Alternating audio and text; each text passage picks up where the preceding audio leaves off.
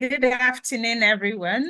How are you today? So we are about 25 in the room from different parts of Africa. I am Dr. Aderinsola Adio Adepoju, and welcome to today's Clarity series. It's a career clarity series. I, Victor Yogbaro.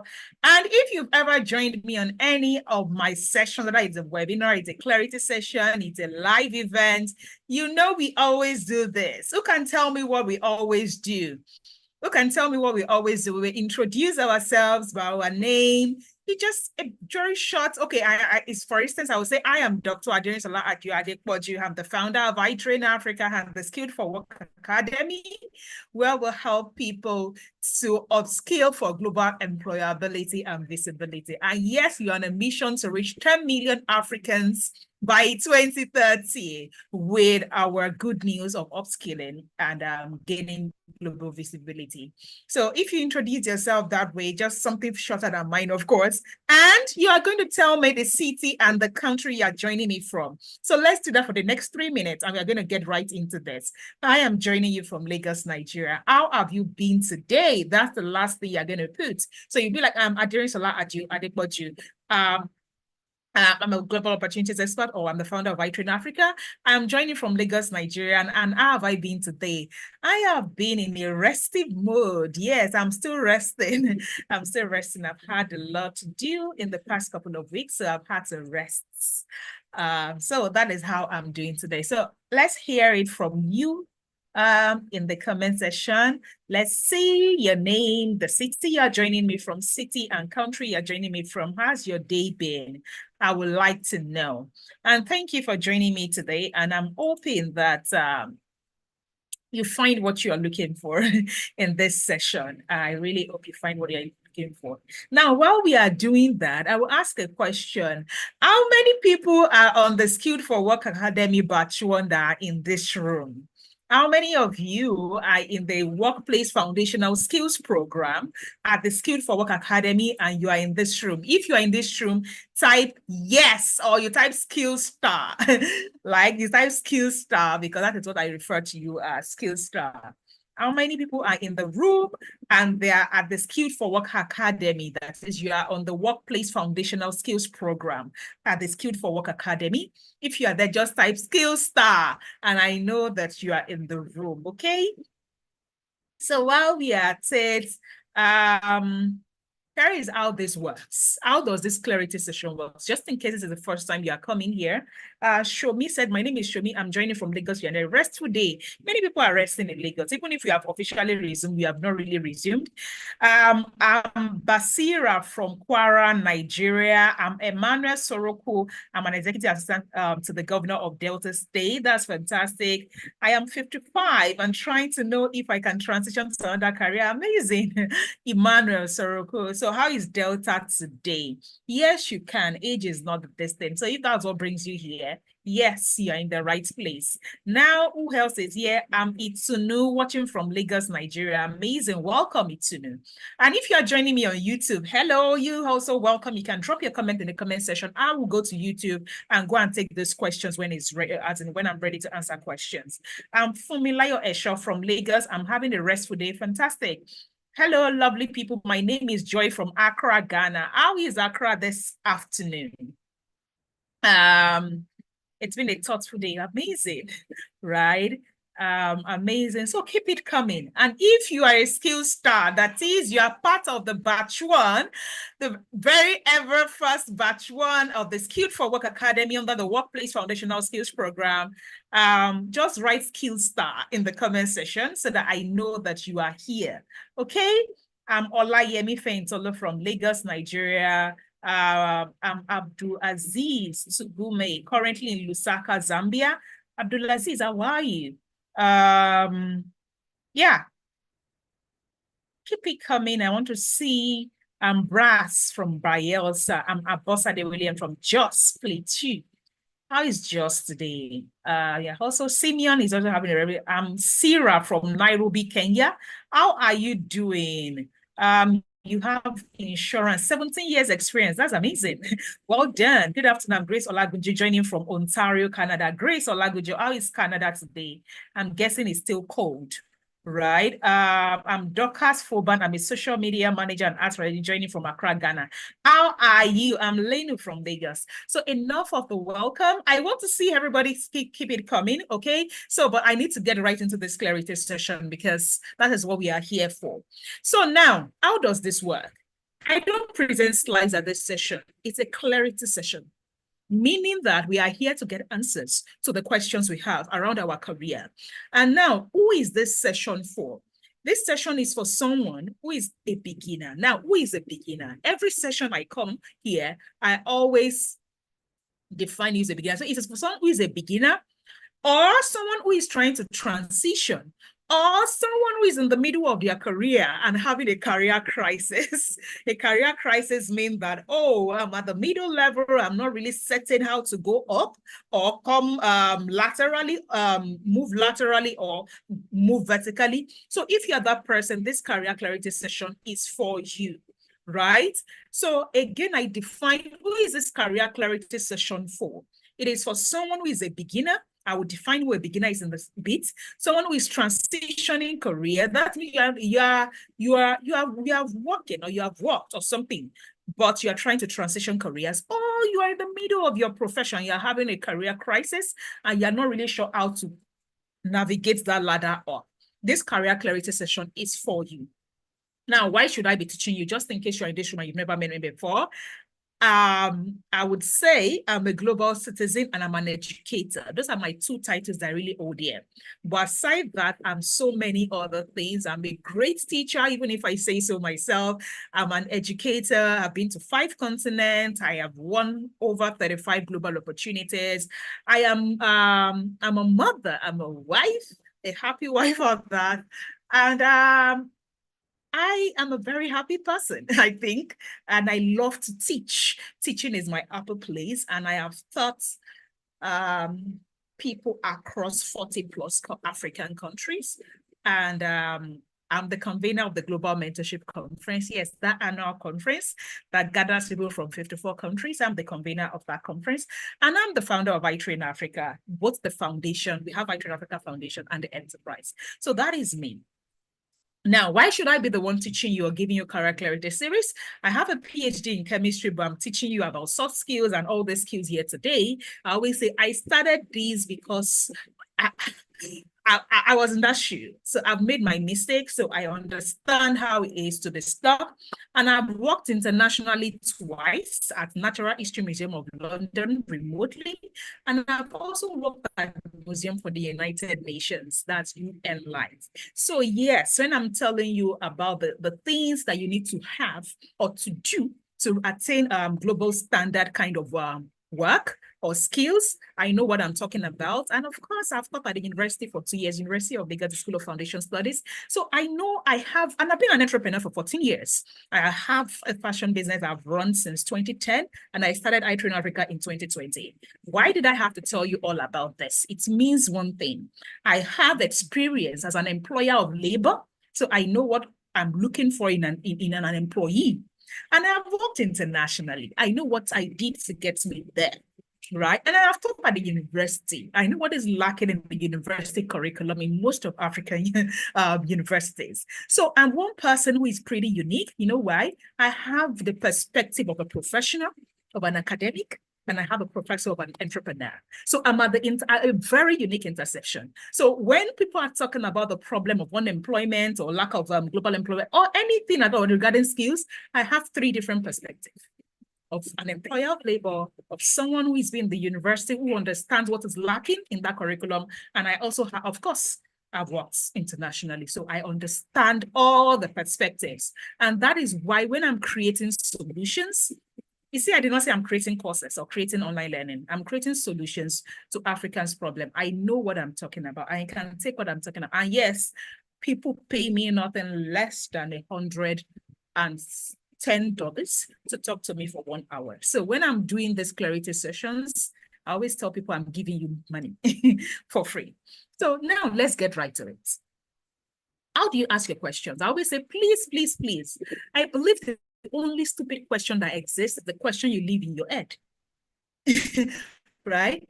is a question you leave in your head, because if a question is bugging you, you don't have answers to it regarding your career, or how you just physically move forward, it is a valid question. However, I always say, please, we are many in this room. We are from different parts of the world. Don't ask me a question that I will have to go and ask Google, because Google can solve it for you. An example of a question: Mark, please, what tool do I use to edit my video? Hello, go and ask Google.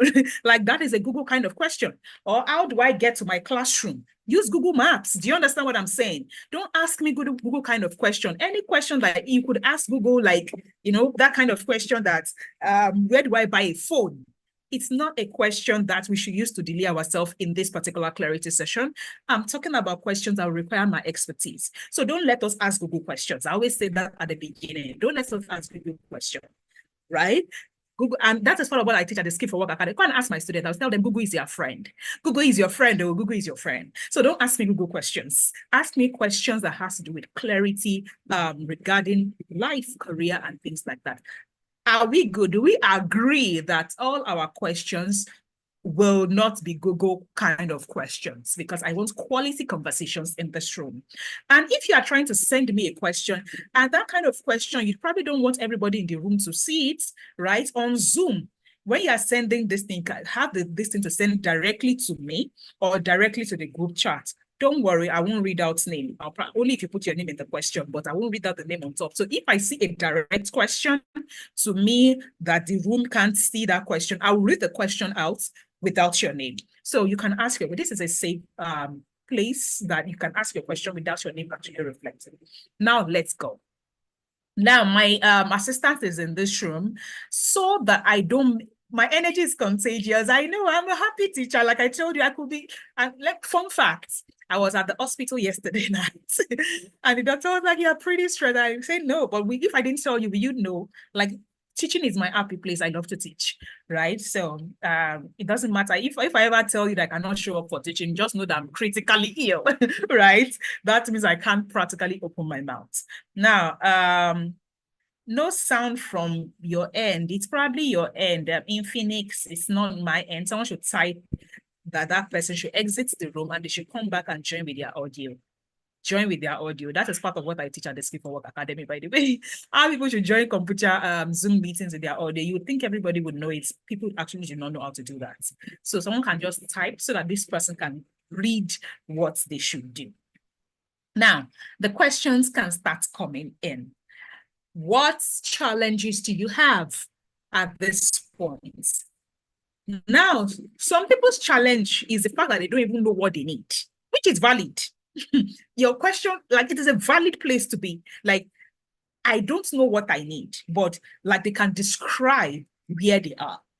It is a valid question. Like when you say, I'm not sure of what I really need, but I know that, and why do I say that? There's someone at the Skilled for Work Academy right now on the Workplace Foundational Skills Program. She sent me a message on Instagram and she said, Blessing, I can't forget her name. She's, I'm keeping a close tab on her at the academy. And she said to me, she said, I knew that she's working. She's working like she's a professional. And she said, I knew on my job that I needed something. I knew more like I was feeling rusty, outdated, but I didn't know what I needed. I didn't know what I needed. I just didn't know. But you will know, we like instincts, you just know that something is lacking and I need to move. But you don't know, when you don't know what you is when you know what you need, you'll go and find a solution to it, as in you go and find who offers it. So for her, she didn't know. So by chance, through advert, she came across the free model at the academy. That is a clarity model. By the way, if you are in this room and you have not watched, I have at the Skilled for Work Academy, which is a finishing school for literates, African youth who are hoping to upskill for global employability and visibility and or transition careers. I have 5 lessons. They are not free lessons. I always say I made them free at the academy, right? Because it is part of our paid program. But you see those first 5 lessons in module 1, which is a clarity module. Access to it is free for 7 days. I don't think not one person has watched that module and not come back to pray for me. You know why? I always say this every single time I come here. No matter how fast you run in a wrong direction, you will never arrive at your destination. I repeat, no matter how fast you run in a wrong direction, you will never arrive at your destination. You will be racing, but you will never get there. How do I know this? I'm someone that, well, I've been excelling, like practically in everything I lay my hands on. I had a 4.92 in school in my MSc. Do you understand what I'm saying? But I always say it like you can be brilliant and be excelling at something. It doesn't mean it is the right place to be. So you will be excelling at where you're not supposed to be. So, which is why all my programs, go and check, even my ebooks, the $5,000 or $5 ebooks, I make sure clarity is at its core. Which is why when I created the Skilled for Work Academy, the very first program, which is the Workplace Foundational Skills Program, the module one of that thing is clarity. I said, whether somebody comes on the full course or not, anybody that has clarity in this life would succeed.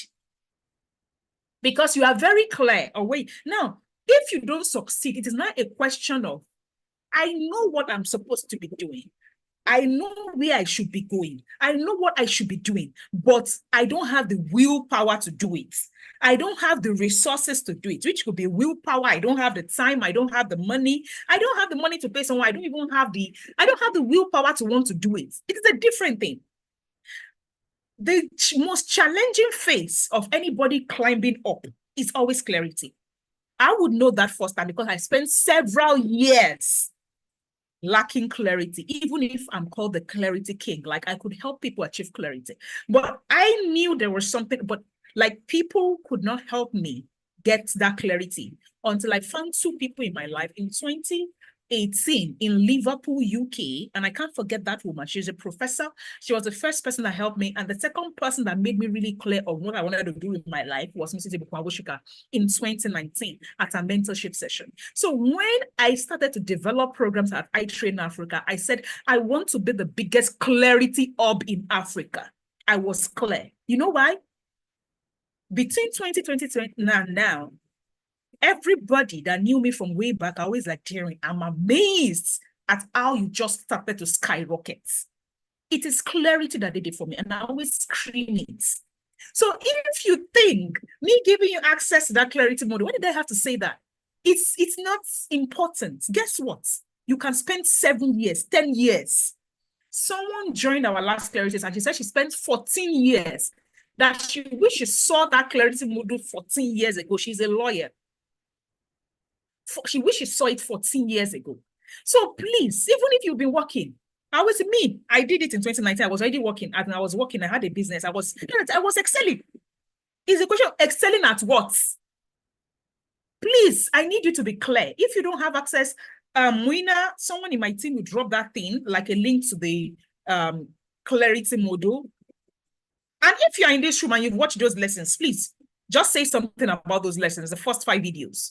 Like there was a video on personality tests, a video on this thing, skills mapping, gap analysis, and everything like that. If you watch this thing, just say something about it in the comment section and I'll start answering questions. So please, there are some of you that you're in this room, the question you will ask, I'll refer you to the model. You know why? You need to do an exercise. And if you need to do an exercise, I can't help you with that exercise. You need to do it. You just need to do it, right? I won't be able to help you with that. You need to go to the lesson and do the exercise and come back with the results, okay? So please ensure that,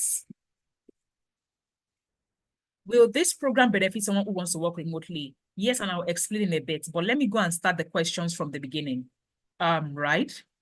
From the beginning. Can we omit to ask our questions? Please just type it so that it's faster for us. Will this program benefit someone who wants to work remotely? Now, first, let's talk about what is program. There's an academy. There is Skilled for Work Academy, which is the school. It's like saying there's a University of Lagos. That is the school. Now, at the academy, I always explain 2 things. For you to do work, whether it is on-site work or there is remote work, or work locally or work globally. 2 major things are needed. No, 3 major things are needed. Number 1, You need the soft skills. Some people call it soft and life skills, whatever, but I categorize it as soft skill. And you need the hard skill or technical skill. And you need relevant experience.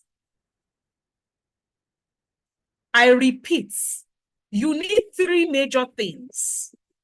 I did not say education. I did not say certificates. Please, listen to me. You need soft skills. You need hard or technical skills. And you need relevant experience. 3 major things. Whether it is on-site work, virtual work, remote work, any type of work. And I do not mean as a professional alone. I mean, when I say work, work can be as an entrepreneur, work can be as an industry, a professional working in industry, work can be as an academic, you're working in the academic, like in the academia, right? And work can be that you're working as a freelancer, all this Fiverr, Upwork. Work means work. Work, you can be working, am I working right now as an entrepreneur? I'm working virtually. I'm doing this meeting with you, right? I'm working, I'm an entrepreneur. You are in the office, I have staff. They are working remotely, they are here, right? They are working for me. They are working as a staff. Some of you are rendering services on Upwork as freelancers. You are working. Because whenever we hear work, some people always think it's work, I'm working for someone. No. Work means something that you are doing, that you are earning from. Now, for you to be able to deliver work, you need 3 major things. Soft skill, hard skill, and relevant experience. Remember, I did not say relevant work experience. Experience may not be work experience. It may be an internship. It may be a volunteering. It may be a community service. It may be paid work. Now that I've clarified that, you must not be saying, now that I know I need 3 major things, I created a formula. I call that formula the employability formula for 2024 or in today's world. That formula says for you to be employed or do work or do whatever by anybody, you need 5% of academic certificate or whatever. When I say 5%, when I say academic, whether it is certification or it is degree or it is a graduate degree, when I say 5% academic, whatever, whether it's even WAEC, all those things fall under academic. So even me, that I have a PhD, that 5% is still what covers. When I say 5%, I mean 5% is what academic carries. Now, soft skill that you need, I will come to the definition of the soft skill, is 30%. The hard skill you need is 30%, hard or technical skill. That is making that many 65. Now, the relevant experience you need is 35%. So I always tell people, every clarity, I say, please, as I have said it, 5% is what academic carries. 30% is what soft skill carries. 30% is what hard skill carries. 35% is what relevant experience carries. Everybody rate yourself based on, now, just in case you are asking, what is relevant experience? If you're a professional, you're in this place. Like that person that said, I have 17 years insurance experience, I want to transition. Or I am the PA to the Delta State government and I want to transition. If the experience you have does not hold water, in the new place you are going to, you don't have relevant experience. I have work experience is different from I have relevant experience. They are 2 different things. Do you understand me? So now, I'll now say, if you are in this room, start asking yourself, do I have 5% academic? Write it. Do I have soft skill? Write it. I have 30%. Do I have hard skill? Add it, and that 30%. Do I have relevant experience? Add it. Write your grade yourself. Now, I know some people will still not be clear on, okay, man, I don't even know if I have soft skill. That is a soft skill that will qualify as soft skill, right? I will now define what the soft skill, because when I say, okay, let me first define hard skill. Hard skill is what you call yourself as a job title that you can do. E.g., I'm a developer, I'm a website developer. You can develop website. That is hard skill. technical skill. Any skill you have that it gives you the title of who you are, like I am an educator, I am a digital marketer, I am a nurse, I'm a doctor. That is a hard skill. What you will say I am on your CV and go and use to say, I want to apply for this job. I am a content creator. I am an insurance officer. I am a lawyer. That is your hard skill, meaning what they give you hard currency for, what they pay you for. So people could refer to it. So when you say it is a technical skill, something like you're a digital marketer, this thing, but art skill is what covers all of them. Art skill may be technical or not. Like someone that is a doctor, now it's not like a tech skill. Do you understand? But it is a hard skill. That is art skill. So if you have anything at all that is, oh, it is a art skill that you can say, I can deliver the work. I can do it, not I am learning it.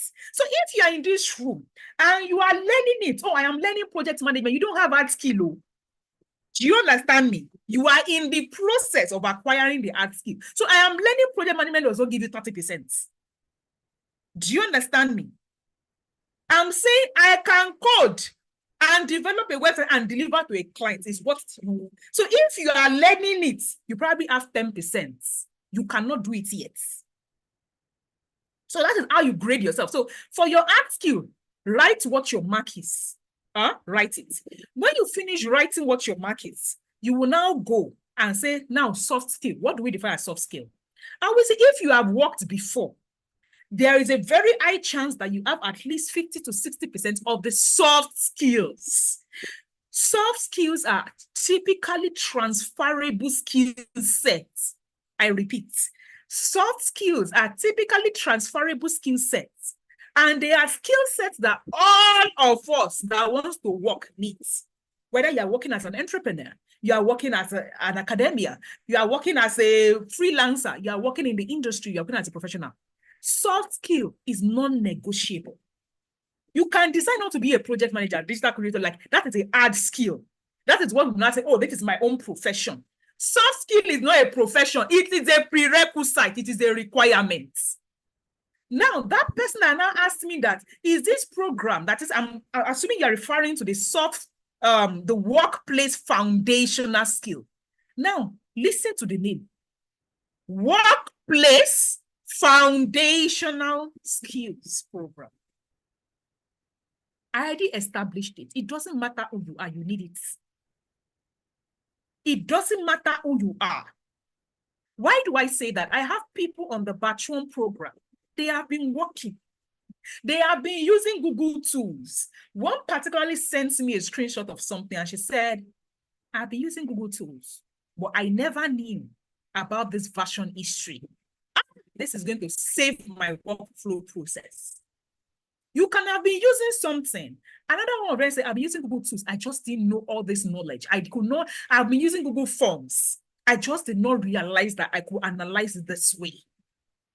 So when I always say relevant soft skill, it means that do you have the soft skill and know how to use it well in the workplace? And they are typically transferable. Now, the hardest part of it, or why don't you typically hear about soft skill, is the fact that it doesn't have a name. It is not one thing. You know, project management is one thing. Say, I want to learn project management. I want to learn digital marketing. It has a name. So it is easy to sell when they are selling courses online to you. But soft skill is not an easy to sell thing. But guess what? I always tell people that it is the most important thing when it comes to the workplace. You know why? Technical skill, hard skill, digital marketing, whatever it is you call it, is the one that you will use to deliver the work. Like, when you come now, I hire you as a digital marketer, I hire you as a content, I hire you as whatever it is I'm hiring, which is the hard skill. It is when you get on the job, you will use that skill to say, I am writing contents. The question you first ask yourself is, how do you get on the job? What is the bridge between you outside and you getting inside on the job? Is the soft skill. So you would see many people are digital marketers. They are project managers. They are product managers. They are content creators. They are whatever it is that they've learned in their art skill. But guess what? They still don't have that job. You know why? The soft skill, which is a prerequisite, they don't have it. And that is how you get on the job. It is the bridge between you out from outside to inside. And you must not be saying, what are they? Now, I always say, for instance, you do not even know how to approach someone on LinkedIn. It is a soft skill. You do not know how to even start or you do not even know that there is an existence of a LinkedIn that can help you as a professional in Africa. Not to talk of opening it. It is a soft skill you are lacking. You do not know that when you are sending your CV to me, you should not send it as a Word document or as an attachment that I will not have to be opening Google Drive and be asking you for a request. It is a soft skill you lack. Maybe it is someone that looks at your CV that will know that you are proficient at the art skill. But I could not even access that your CV, or you did not even get past the door for me to even look at that technical skill that you say you have. So when people are shouting, I am project, I say, can you be calm? Because the problem is you will not even get into the organization because you don't have the prerequisite skill, which is the soft skill. But because they are not clearly defined, for instance, there is something I'm going to teach, or I'm currently designing slides for on the next week's lessons. And it is what? How to research. As simple as it is, 90% of Africans do not understand. Okay, it is not even a question of not knowing how to, they do not even know that they should have a mindset of asking questions to Google. And I am not, that was me in 2019. I got to the UK. I was asking my flatmates, where is photography? Or where is this? She was like, have you asked Google? And I looked stupid. Because why? It is not a cultural thing in Africa to go and ask or research before we ask our neighbor. So it is ingrained in our mind. But you know why I'm very self-aware of those small things right now? I have worked internationally twice. I know the things that they will not say with their mouths, but they expect of you. Because in where they are coming from, it is like they grew up with it. They are in P4, P5, they are in this time. Remember in the UK, their assignment, they will have to research it on Google in primary school. So they have built the culture. Now, all those soft skills, they are soft. They are not tangible, but they will prevent you from getting that global job. Because when that we are wondering, and the next thing I hear Africans say is, it is because I am Black. I say, get out. There are Black people abroad. There are Black people in those jobs. You do not have the soft skill. So instead of you screaming that, but I have project management, I'm very qualified, I will say, bros, you have 5% academic, you have 5%, 30% hard skill. Add it together. You have 35% of what an employer is looking for. And you say you are qualified. You have failed. 35 is a failure mark. So when people ask me, now that is one bucket. Now the question the lady asked was, can this program be so? I said, especially when you want to work remotely, whether you are working remotely for a local organization or an international organization, no employer, take my word to the bank, will give you their remote work without being 100% certain that your soft skill is great. You know why? For remote work, you doing the job is not as important as communicating the job. I remember when I was doing this in a UN Live, and I got there and I was doing the job. My boss was panicking. There was a day I was doing the job.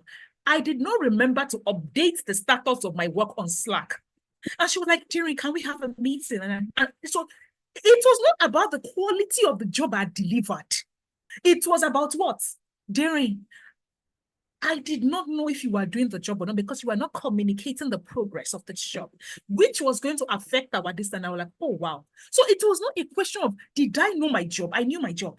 Was I communicating the job so that my subordinates or my team members will know that I'm doing the job? Now, ask me, you can lose a job in a remote workplace, not because you did not deliver the job, but because you did not communicate that you delivered the job. Now, when I ask you again, what made you lose that job? You will say, I'm very good at the job. Guess what? You are good at the technical job. You are not good at communicating, which is a soft skill. I keep emphasizing the soft skill because I have seen that a lot of noise is being made. Go and learn coding, go and learn project management, go and learn at the academy, at the Skill for Work Academy. We have technical school now. We have 5 courses at the technical school. We have project management, program coordination, digital marketing, and this thing. That is called the technical school, where you learn a hard skill that you say, oh, I am something as a title. But every time I come to a career creation session, you know why I'm screaming about soft skills? That is the gap. I can, if I ask right now that how many people have learned project management, whatever, they've gone to learn something, coding. Maybe half of this room, I could take that poll. Half of this room would have taken something. But you say how many people understand the soft skill that will support their work should they get to the job or before they even get to the job. Many people don't have it. Now you must say, what are those soft skills, right? I said, some of them has to do with tools, usage of tools to increase your productivity. Now, what are those tools? Some are meeting tools, some are communication tools, some are organizational tools, some are planning tools. Like it is a cross-section of so many things that you have to put all of them under one umbrella of what? Soft skills. But there are many things. So the first thing I did when I was going to create this curriculum was to ask myself, like, what do I typically teach my people when they first come into the hall? I asked on the very first day, the first thing I do is a mindset. Their mindset needs to be ready. And that is why I did that clarity module on that thing. It took me 3 years. I tested 9 demographics. And I said, like, people of different uniqueness. Oh, a mother, an entrepreneur, an artisan, a jambite, someone who has no certificate. I tested everybody and I asked myself, how long did it take them to learn? What helped them learn faster? The skills. And I started that in 2021, January. It was February of this year that I said, now we are teaching everybody across Africa. Because why? I'm an educator. I need to understand how to take you from point A to point B, irrespective of where you are in the world. So when people tell me soft skills are basic, the one you need to invest money on is this, and I said, my sister, you will learn that hard skill. You will come back and come and say, I am still not getting that job. It is a soft skill. It is the soft skill you lack. You do not, they say, and I would say a personal experience. The day I interviewed for the work at UN Life, that's a museum for the United Nations, of all the questions they asked me, the one when I knew that I had that job in my palm was when they asked me, Darren, we see you have, can you hear me? We see you have experience around design thinking. So if you wanted to organize an innovation, how will you go about it? I said, oh, we need to go from the problem framing to this thing. We put sticky notes. They say, oh, that's fantastic. But if it was an online hackathon, what tool will you use? And I said, oh, Miro. I said it like it was in person because why? I had used it before on a volunteering thing I'd done. Not work, not paid work. And this man like, oh, great. That was typical, like that was the end of that interview. The remaining was chit chats. So what it meant is they tested my knowledge on a tool, a technical tool, a collaborative work tool, Miro. Now, they did not even ask me to demonstrate how to use it. They said, what will I use? What it meant is you would only know what to use in that situation if you have used it before to deliver work. Remember, it is not a technical skill. It is a question of what tool we are used to deliver this work. So you'll be saying, when people are saying, oh, you must have done something. No. They never asked me for my PhD certificates. They never saw it. So when people say, is it that? I say, yes, it is that important. It may just be the only thing you are doing wrong that is stopping you from getting that remote work. or that work that you say is that global work. You may have 20 years. And I know this firsthand. I know this firsthand. I coach people on my program, on my premium program every week. Like all these leaders that have experience, right? I take them on one-on-one coaching program, right? And the first thing I'm always saying is, oh, we are going to work collaboratively on Google. My assistant has shared the folder link with you. Now, when you get into this, and I'm talking, and they're like, doctor, please, can you hold on a bit? I'm not really conversant with how to do it. These are people that are working in multinationals. They have 20 years experience. So they're asking me. So I typically, almost 90% of my clients will have to go and say, okay, when you get to this, your email, you click on this, you go to this folder, you come to this place, you click this, now I can see you. So it is, I know, that I said, it is an African problem. So if you are thinking, I don't know this soft skill because I've never worked before, I'm a recent girl, I'm an undergraduate, it is not. I work with people with 20 years of experience and they don't have it. So it is not. So if you are intending to do remote work, I said, before you learn the art skill, in fact, there are people on that program right now that are saying, ma, all I will do is learn these workplace foundational skills and I'll become a virtual assistant. I said, you will get job. You know why? Because all the tools I teach them on the program, tools, softwares, and everything, are the things people will put together in an online course and say, these are the tools you need to learn to become a virtual assistant. And yes, that person will be a very damn good virtual assistant because they will know all the workplace tools and skills and information that they can use to assist whoever it is they are assisting. So I would say that, and it is transferable, meaning that you could be in this profession today, and tomorrow you are moving to another thing, and you are taking that soft skill. That's why I said at the beginning, I said, soft skills are transferable, and they are the skills that support the main work you are doing. So even if they are support skills, but they are equally as important, if not more important. Why do I say that? It is how you get from outside, inside. From the cover letter you write, to how you compose your email, to how you attach it, to how you even know the right tool to use, to like all those things are under soft skills. It is not even concerning your main work. Okay? I always explain this clearly at the beginning so that other questions that come, you would have understood what soft skill is, what hard skill is, what relevant experience is. Now, there are three. I've finished explaining soft skill. Hard skill, I explained that one before. Now, relevant experience.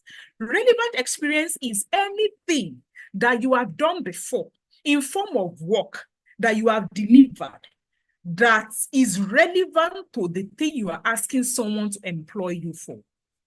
Give you an instance. When I was asking your life to employ me as a design thinking person to facilitate all those innovation stuff, I had the experience from Unleash Innovation Lab as an ambassador of facilitating trainings, coordinating hackathons as a volunteer.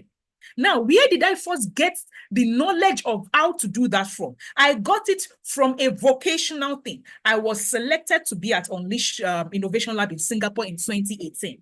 That is where I first got the knowledge. Now, I now apply the knowledge to be an Unleash ambassador who organized hackathon in Nigeria. And, I also was in a team for the Sub-Saharan African region. That is where I apply the knowledge. So one thing is get knowledge. One thing is I applied it, which is why when we designed SFW, I said there are two major gaps in the industry. Soft skill at the very beginning. Relevant experience at the end. In the middle is what you know, the art skill, the project management, digital marketing, all those things that you hear outside. Now, relevant experience is always useful, especially when you're thinking to work globally. Why? I always say, I'm not with them. I said, there is a reason I said internship will be for 8 weeks and it's virtual internship or hybrid. Some of our partners will take persons like occasionally on site or like in person, but that's very few. I'm saying why. You can imagine doing internship with, like, let me say, a potential, like, who is one of our partners, by the way. They are partnering with us at the SFW to render some, as in, some space. And you are able to say, I did work as a project manager. Let's say you maybe on the art skill now you became a project manager. You now say I did an internship or I did some work as a project manager on XYZ for Potential Life.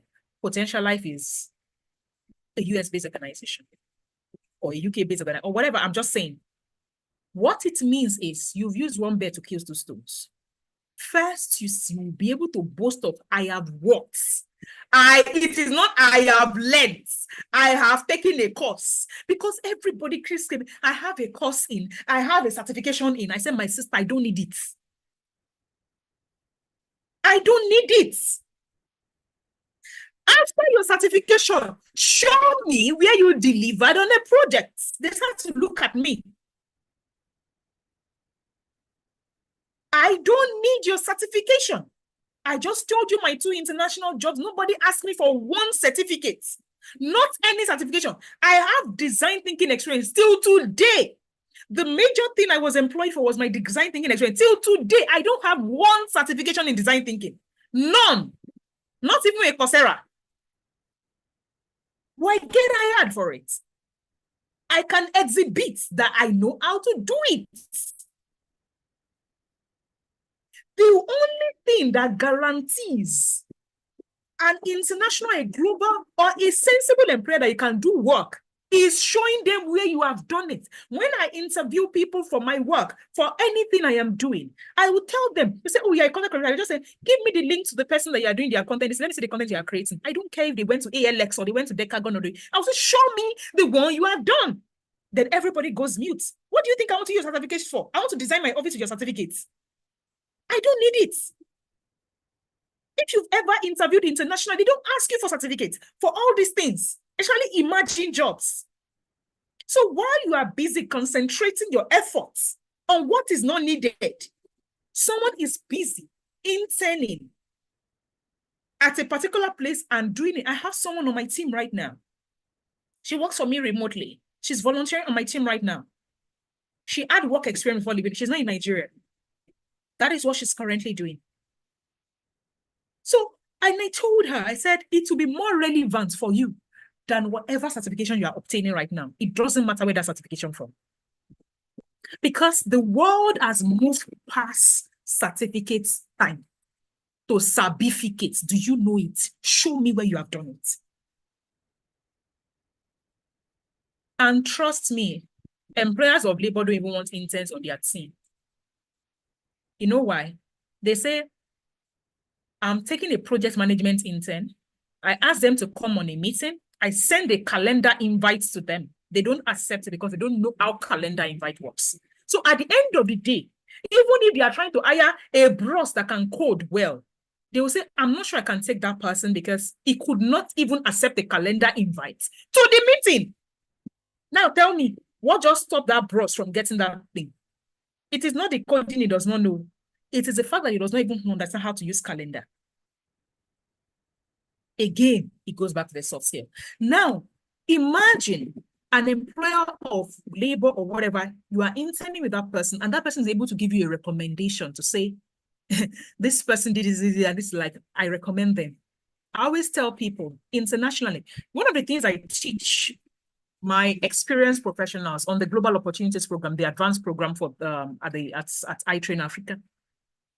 What I teach them basically on that program is how to create profile, build their platform, position to attract opportunities using their years of experience. That's what I teach on that program, using LinkedIn. Now, I always tell them that when people are looking at their entire LinkedIn profile, you think their school or their whatever is not the most important thing. People go and read about people that have recommended them. So when people ask me, oh, man, I don't think that, let me just pay you for flex, I will say, do you realize that what somebody who has worked with you says about you supersedes any certificate that you show your employer? I have done it several times. I will hire somebody based on the fact that my worker told me something that they are good. And I will not even ask for their certificates. Because that person says they are good, I hire them. So I always tell people that please always first ask yourself before you do the next thing, what is important? what is important. Important means that what does the person who is going to pay you want, not what is the word saying is right. The word will be telling you, get certifications here, get certifications there. That is what they think based on their knowledge. What they think will not hold water when it comes to the workforce. It won't hold water. What holds water is what I need. And what I need is what I just told you, that formula, 5%, 30%, 30%, 35%. Now, I've used one person's question to explain a lot. I am going to go to the next question.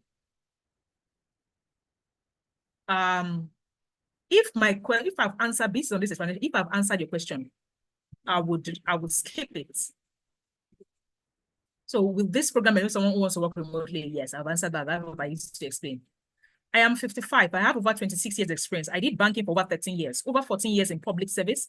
I've been a council chairman and a special assistant, senior special assistant and executive assistant to the governor.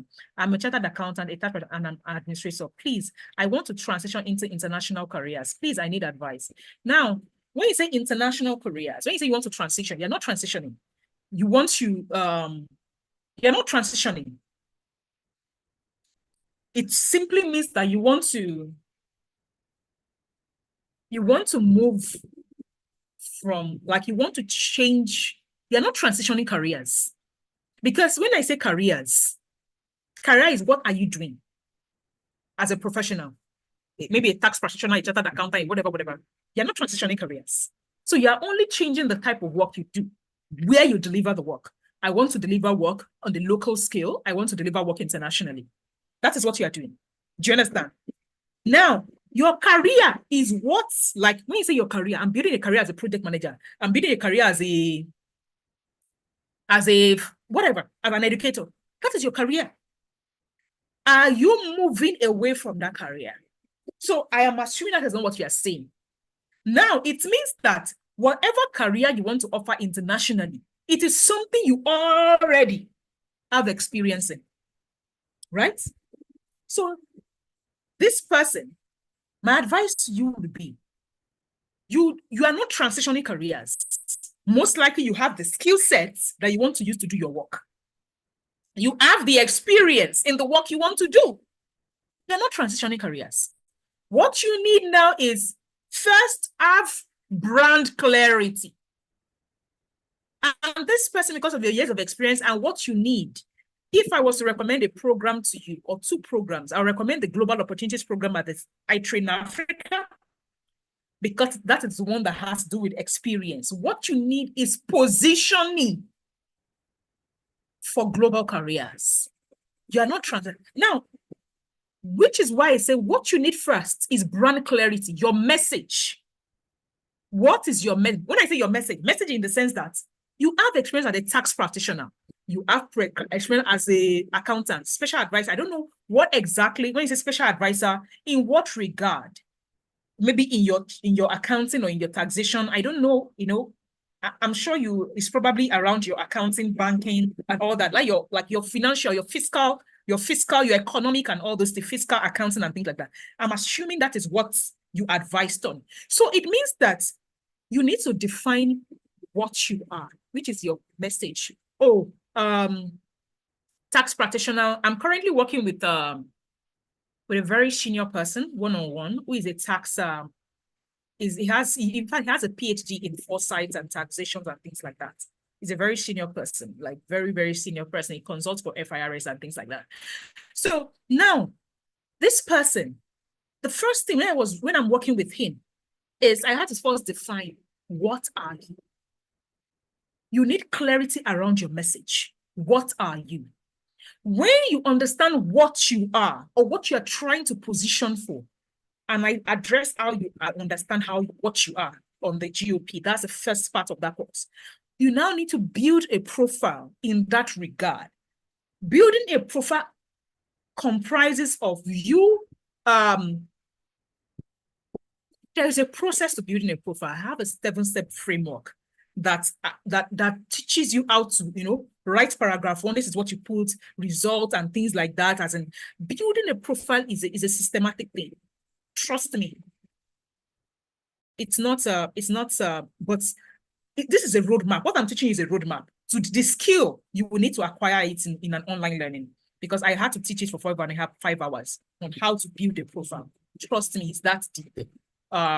And all, especially when you have years of experience across various sectors, you need to understand the framework.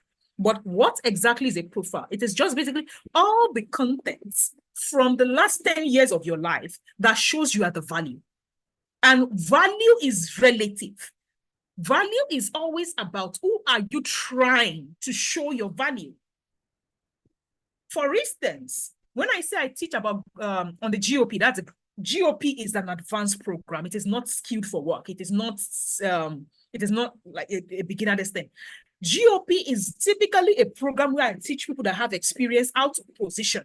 They are not transitioning. They are trying to position what they have to attract international or global kind of stuff. That is what you need right now. Now, we now build that profile. When I say we, like let me say they learn how to build it. They build it. Value is always relative. If I'm trying to position as the founder of iTrain Africa for governments, maybe Lagos state government, Delta state government, I want them to probably register maybe 1,000, or maybe in their university, they have 5,000 graduates annually. And I want them to come and register them at the Skill for Work Academy to learn the soft skill, if that is what I want to do. What is valuable to the governments that I will propose to them as value will be different than when I'm trying to position myself for UN Life to employ me. So if you look for my LinkedIn profile, for instance, the message I was pushing beginning of last year, it's different from the message I'm pushing now. Because right now, I am positioning myself as the founder of this academy so that groups, organizations, and co will bring people here to come and go through this finishing school. So it means that the first thing I need to ask myself is, what is value to the person I am positioning for? Then I will build my profile to reflect the value the person is looking for based on my years of experience. That is what you call profile building. So for every phase of my life, for instance, if I want to get the next international job, I will change the outlook of my LinkedIn. And I don't mean beautiful, like just the aesthetics of it. I mean the content of what is on my LinkedIn. I will rewrite it in such a way that it is showing me as whatever it is I want. Maybe I want to get a job as a design lead, or as a product innovator, as a product owner, whatever it is I want to get a job as. I will make sure my profile now reflects those things, and it is considered value to the person that wants me. That is profile building.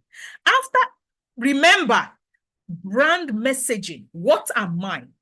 Right now, I am positioned as a founder, as an educator, as a curriculum developer, as someone who can solve this problem of skill for work. That is me getting clear. The next thing I will do is build that profile that is for the person I want to see me.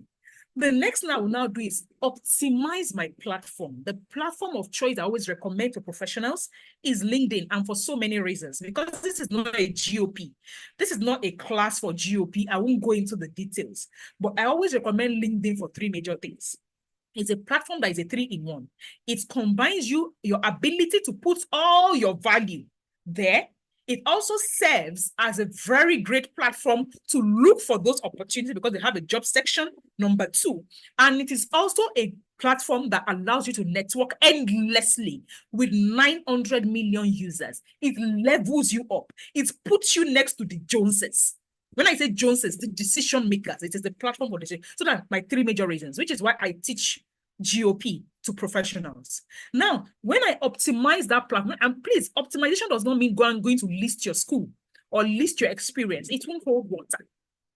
There are certain things that you need to do on that platform that will count as optimization. Then after optimization, this person, the next thing you now need to do is now start positioning. You can see that positioning is number 4. Those first 3 things need to come first. You now go and position as whatever it is you have defined yourself as. And say, oh, this is me. That way, you will now, after your position, you can now also, of course, apart from trying to attract, you can apply. So when you say international careers, or when I hear people say, I want to work internationally, I want to work remotely internationally, I say, work as what? In what capacity? Do you think international work means no title? Do you think international work? I just told you that I was employed as a global program coordinator, and I had responsibility. Whether it is international work or local work, you must have a JD. You must have a title. You must have the work you are delivering. Wishful thinking is when you say, I want to work international. And I say, as what? And people start to look at me like they are taken about. I say, working internationally is wishful thinking. As what? In what capacity? Now, when some people say, oh, I want to work in this capacity, that means they already have brand clarity of their message, of who they are. And I say, okay, what value do you bring to the employer? Why should they give you the job? And they start to look at me.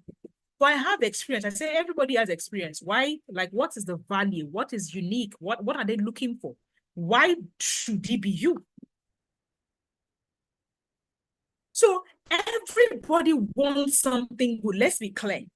The question I ask you, I say, and I just told you at the beginning of this particular clarification that there are three major things a global employer is looking for. Three major things. 5% is academic. Of course, you must be literate. You must be literate. When I say literate, like you must be able to read and write. That one is not even, which is why I say academic. 5% is academic. That one is standard. Now, the soft skills to work globally, do you have it? When they say, let's work collaboratively on a whiteboard, are you asking your employer what is a whiteboard? Which is why I say, for you, what I've discovered, which is why I say for you, what the two major programs I recommend for you is the GOP and the soft skill program at SFW. That's the Workplace Foundational Skills. Why? Before, when somebody asked me last month, I said, oh, something similar to this question. I said, go on the Global Opportunities Program. Then the person came to our WhatsApp and asked that, oh, I want to use to work remotely international. And I asked the person, do you know how to use Miro? She asked me what is Miro. I said, okay. I said, okay, can you do you know how to organize your calendar in such a way that your work this thing can see your calendar, they can block this thing. I asked a couple of questions and the person could not do it. I said that you must take skill for work because even if you are experienced, you are locally experienced. Meaning that in the current work you do, insurance, everything, you do the manual thing. But if you must work remotely internationally, you must learn how to use certain digital tools. So even if for some people that have experience, they won't need all of the knowledge inside the soft skill program. But I can guarantee you they will need the digital knowledge. Because I think on module 2 or module 3, a lot of what I was teaching there was me sitting back and asking myself, when I was working at UN Live, what were the things I was doing? What were the tools I was using that enabled me to be able to work internationally? For instance, there is something I'm going to show them. There's the way people write emails. I said some Africans will write emails, they will not put time. They will say, see me at 3 p.m. I said, who are you talking to? 3 p.m. 3 p.m. Mexico time or 3 p.m. CET. And they start to look. Then I discovered that it is as a result of me working in that space that I know that you would never write an email and not add it to someone's calendar. You say, but I sent you an email that I should say 3 p.m. The person is probably in India or in Mexico or in the US. You can never organize a meeting in an international remote thing and not add it to people's calendar. Are you high? Because they need to see what the time is in their own time zone. Do you understand? So I realized that I needed to teach certain things because of my knowledge of working in such a place. And it is because some of the things I'm teaching on the WFS are nuances. When I say nuances are, it is not even a tool. It's not a software. It is like things that they will not say.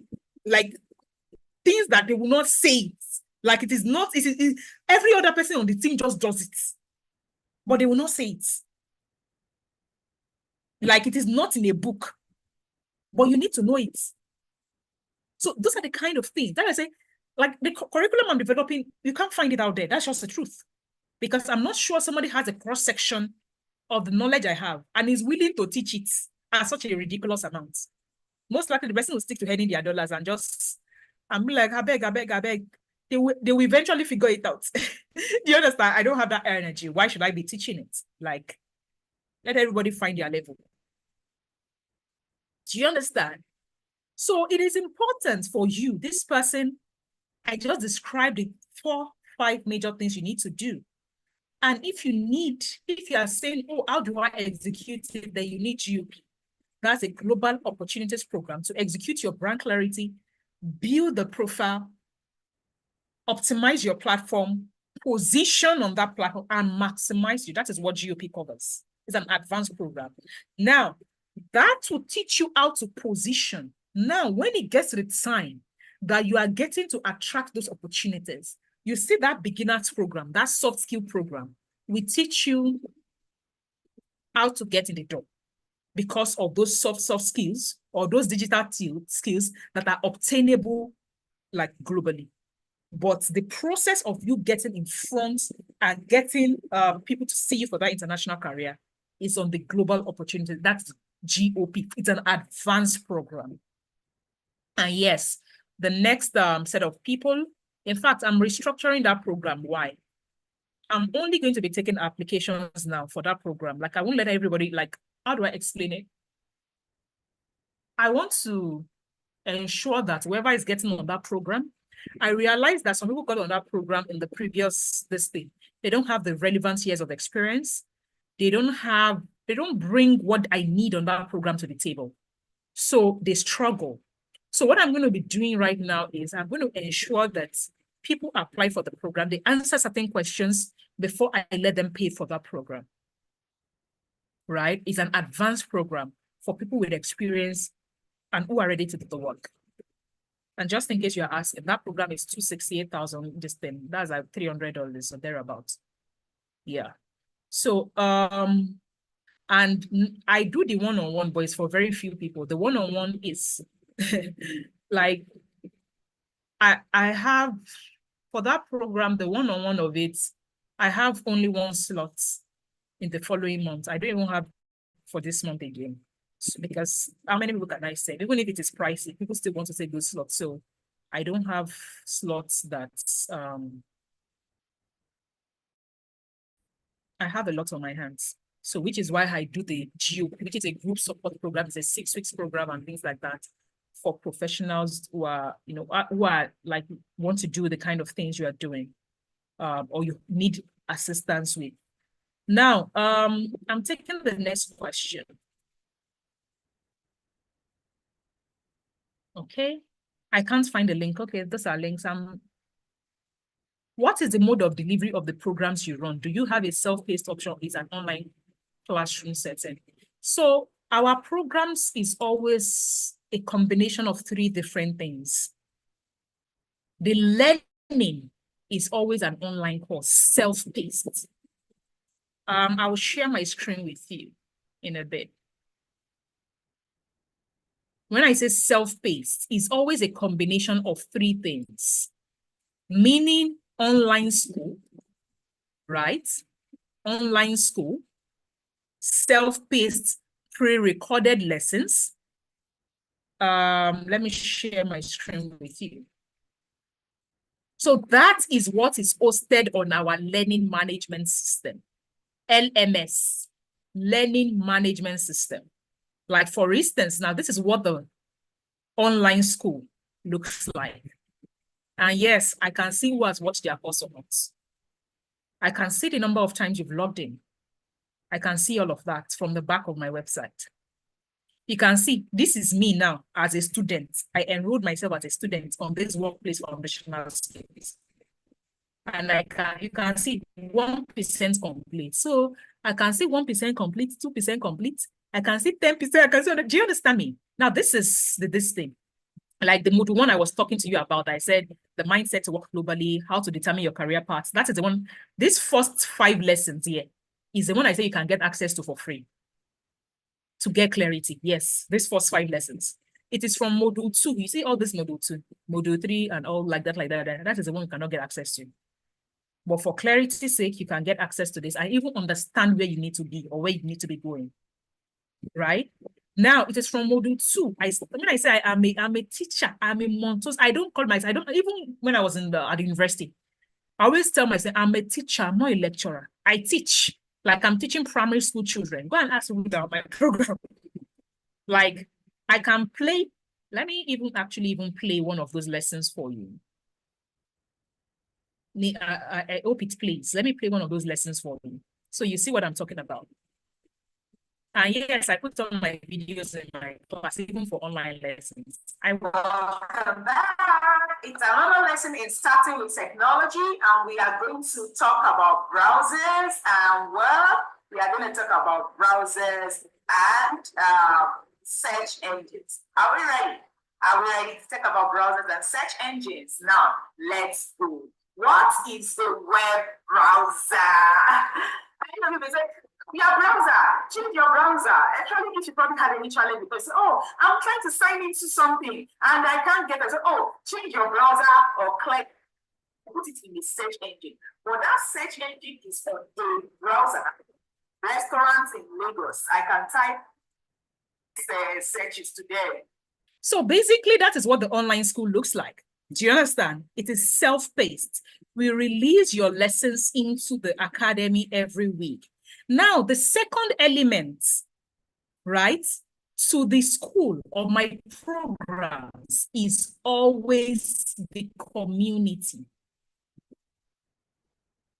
Now, in the case of this, like before I started this clarity session, I was marking people's this thing. I want you to see something. This is what my Google Classroom looks like. Can you see all students? This is Skilled for Work Batch 1. This is Google Classrooms. By the way, I teach them about Google Classrooms on the program. So you see, let me show you. I think I was saying, this is not how to highlight. The person submitted, let me show you. I gave them an assignment. I can click the assignment and show you, right? I said, this is not how to highlight. You write in black and use icon next to A that looks like a brush to highlight. She submitted an assignment. Let me click the assignment for you. So you see what I'm talking about. So I hate exams, but I like to ensure that my learners are learning. Which is why I say 37,625 is a ridiculous amount. I am teaching you MBA style. I learned how to teach from a World Bank trained master trainer. I don't teach like a university teacher. I teach like someone that understands 21st century teaching. Do you understand? Now, this is an assignment.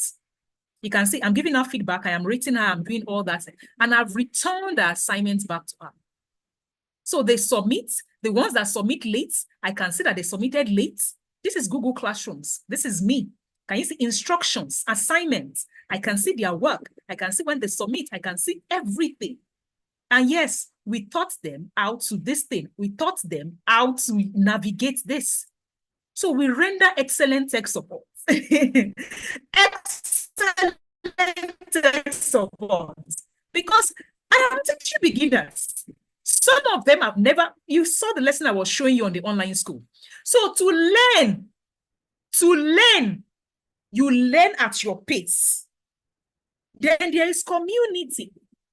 People submit their assignments. I want to go to teaching.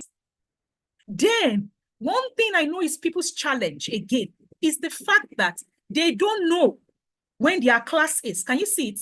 In my class, there's a calendar. Can you see? Assignment lesson 6, when it is due. In fact, there is a calendar that is attached. There is a calendar that is attached to their what? To their school. Can you see all these things? And you will get, yes, the moment I upload anything in this community, people will get notification. People will get what? Notification. Can you see it? WFS batch 1 schedule. I don't want to hear, I don't know what I'm doing today. So even if you are learning at your pace in this academy, there is a calendar to guide you. Can you see it? What you need to deliver today on day 1. Like everybody has access to this calendar. Everybody that is in the academy. This is week 1. This is their week 2 schedule, what they are learning. For me, I am very thorough when it comes to learning. You cannot come and tell me I do not feel adequately supported. It is not possible. Because I will put you in an online school. My team will say, how many people have logged in? This week, people that have not logged into their course, my team is reaching out to say, you have not logged in. I will give you a calendar and say, this is what you're supposed to learn on Thursday. Even if I've given you the course for the week, I'll say, this is what you're supposed to learn on Thursday. Now, apart from the Google Classroom, in week 1, we have a Telegram community and we have a WhatsApp community. The WhatsApp, because I know why. People don't open their Telegram. They don't go to Google Classroom. So we have a WhatsApp announcement channel. If you like, don't open anything.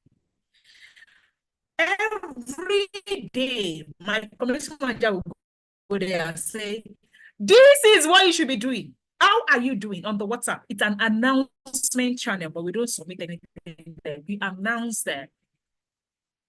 And on the Telegram, in week 1, because we know Google Classroom and things like that, we ensure that we first bring them to Telegram, then we migrate them. By the 3rd day, we always tell them, by the 3rd day, you can no longer submit your assignments on Telegram. You must have understood Google Classroom.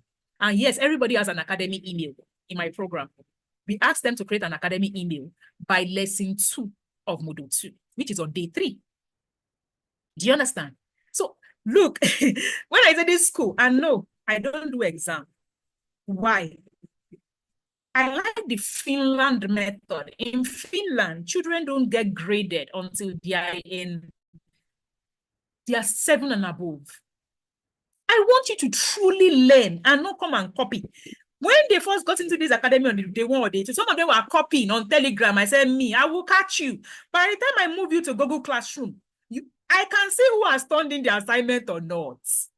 And you cannot see the next person's assignment. It is me. Can you see it? See, can you see my Google Classroom? 23 turned in, 31 assigned. I have returned 12 assignments in this particular. So I can see everybody, if you like. There is no running place. But I don't want you to feel that immense pressure of like an exam. I want you to truly learn. 3 assignments, and there's projects. This is the first project they are doing. They are doing 4 projects before 6 weeks ends. 2 of the projects are the project that they do it themselves. 1 of the 2, as in 2, you do it yourself, like you do it and submit it here. By April 17, they are doing a live project. I will put them on Zoom, break them into rooms like this, and they will be doing the project live with their teammates. There is also an accountability partner. I'm sure you'll be wondering, wow, oh, yeah, on the 37, this thing, trust me. I know what I should charge for this. If I collect, what am I even talking about? People that came to my up to pay me for this, they paid me 500,000 naira. So when I tell people that this is a crazily discounted program to ensure that people just have investment and put their skin in it, it is. This money is not money. This is not money, because I am using MBA style that they pay 5 million naira to teach you for a 37,625 program. Come on. Like, it is not, it's not commensurate, but I know what I am doing. And I can decide, I can wake up tomorrow and say, I will increase the price, and people will still pay me for it because the program has been designed as a premium program. Now, apart from this, the 3rd element is what I already mentioned. I said there are 3 major elements: self-paced learning for the online courses, community, you also submit at your pace, but we have due dates. Can you see it? Our assignment have due dates. Is due on this, is due on that. Can you see due on April 15? But we still allow you submit even when it is due. And it is a 6 for this particular program, the first batch. Now, the academy is designed in 3 major ways. We have a soft skills school. It runs for 6 weeks. That is a workplace foundational skill, this prerequisites. Then we have a hard skills school where people choose what they want to learn. That's what we call the flex program. They can choose to be a project, whatever. They choose that one, they pay for that. Then we have the internship bit. No, you cannot take internship at my academy alone. Why? The partners I'm discussing with to take people as interns, I need to guarantee them the quality of people that are coming to them. I don't want someone that they will say, oh, he's an intern and the person cannot do calendar invites, or they cannot do Zoom meetings and do breakout rooms. They cannot set up live stream on YouTube. I don't want. So it doesn't matter what you pay me. You say, oh, I learned project management somewhere, I want to do internship with you. You will not do it with me. You will come and take my program from the beginning. That's soft skill school. And if you are that person like, oh, you learn project management, you learned anything, I can let you take the soft skill program with whatever project management or whatever it is you learned with internship, but you must show me the art skill. Because when I do internship placement, I am placing you with a partner to say, oh, this person will come and intern with you for 8 weeks as a project manager, as a product manager, as a whatever art skill they have.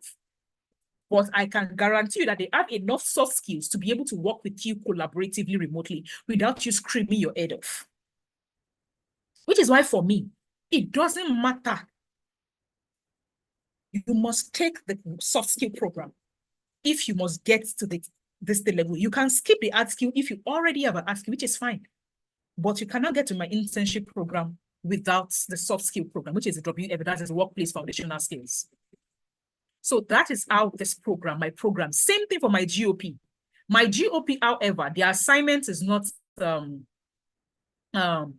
it's not submitted on it's not Google Classroom. I'm moving it to Google Classroom for them. But most of their own is always live workshops, which is also in this one. We have 4 live workshops. The onboarding, we've done one. The first one, the first major one, which is a project work, and then the offboarding. That is how we structure these programs. And no, there is no extension. Anybody that doesn't finish within that sector, they will come back and pay for the program again. You can have access, and yes, the online courses, you have 1 year access to the online course. The Google Classroom, you have same access to it. So you have access to keep learning at your pace, but the support is across 6 weeks. And the last element of this program that we are currently running is the alumni group. For every batch that finishes, we are putting them in an alumni group, like on this thing, where because part of the things we are talking about, so some of our partners is like, let me say there are opportunities that come my way. And I'm saying, I do it already in my GOP program. If an opportunity comes my way, I post it in the community of my GOP program and say, oh, you should explore this, you should access this and things like that. So I want them to continue to network, because in this batch one, for instance, we have people from 9 African countries. So I want them to continue to network and share opportunities with each other, and also us sharing opportunity. It is not like alumni, this thing is not me. Like, I don't owe them that. I'm just saying that is what I do as like a thing. So I have the right to bounce somebody out of that alumni community if I feel like they are misbehaving or they want to spam that community. I want it to really be like, for instance, my GOP program, the December batch, very valuable community. Like, they keep interacting, networking, sharing opportunities with one another. I go there, I look, sometimes I don't even have to say anything. Some of them is having a challenge, they help them solve it and things like that. That is the kind of community I want them to continue to breed, not spamming communities and things. So those are the kind of ways I've structured all the programs that we have at the academy. So I know someone is saying, oh, am I sure I'm going to be able to navigate? You can navigate it, trust me, you can navigate it. People, there are a lot of people in this batch one that's if I show you the feedback they are giving me, like they've never like operated a computer or something like that. Can you say, some of them, can you say, I have learned how to use Google Sheet to make monthly budgets. This is Sandra, she's from Ghana and everything. She was saying, oh, now she used to do it manually, record that things manually and all that. By the way, Muina sent you this email in the morning, so you can go and read it, right? Someone is saying I've organized this thing. So see them, this was on day 2, where all of them were screaming, Google Classroom, Google Classroom. By now, you can see how many assignments they've turned in. Nobody is screaming Google Classroom, Google Classroom. You can see there are 54 of them in this. Some of them have not joined, but we are already pursuing them. They will still join, whether they like it or what or not, they will join. Do you understand? So yeah, that's how we work on this. I can't find the link of, okay. Please questions, drop your questions. What is it? I've answered that. Please, I will want us to discuss the GOP, get me properly branded and my profile properly built and optimized by my LinkedIn.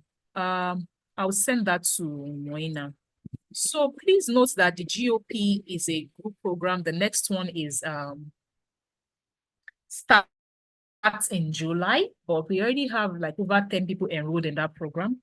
The GOP is a group program. When I say it's a group program, the online courses are available. Like I said, there are 3 major elements of our program. The online courses, where people start to learn, is already on our learning management system. So what we do is, for the GOP, when somebody pays us, we give them access to the online learning. They start learning, but the support does not start till July. So we operate it twice or thrice a year. We group them, like the support, the 6-week support will start in July. But people already, like one, I don't know, what's his name? A man paid last week, for instance, and we've already given access to the course so that it starts to learn and even implement and all that. And if you are referring to the one-on-one, Moina will also reach out to you and say, if you want the one-on-one format, like I said, I only have 1 slot left, and it is even for next month, not this month. That 1 slot, she will let you know how that works, if that is what you are referring to. So Moina, I'm sending you that person. Moina, I'm sending you the contact. Moina is my assistant, so Moina will follow up on that thing. Now, this person said, I have 9 years of experience in sales and marketing and no longer find fulfillment due to some factors. I want to pivot to a new career. However, I am confused about the tech career to pivot, and I can also get you can get remote job in any career, in any tech career. And in the tech space, there are two, what was it called? There are 2 major things. There is a no-code tech career space, and there is a coding. No code means that all the what's it called? All the other things like project management, all those things that support the tech, the coding and code. Those are the tech careers. Now, when I say you can get anything in any career, I will do a search for you on LinkedIn right now. You will see how many jobs are open as a product manager. In fact, I keep saying product manager and everything like that. It is one place that we keep having a lot of demand for these days. And this person that sent me this, if you have not watched Module 1, you need to watch it. That is what I discussed, this particular thing. You need to go and watch it. You need to watch it. I'm not even kidding you right now. You see, this question you asked me, I am confused. I want to pivot to a new career. However, I'm confused about the tech career to pivot, and I can also you can get the remote job in most of these emerging tech careers. But what you really need is clarity. And like I said, you see that clarity, I offered it in that 5 lessons. Clarity is a process. So the first thing that you need to do in terms of clarity is what?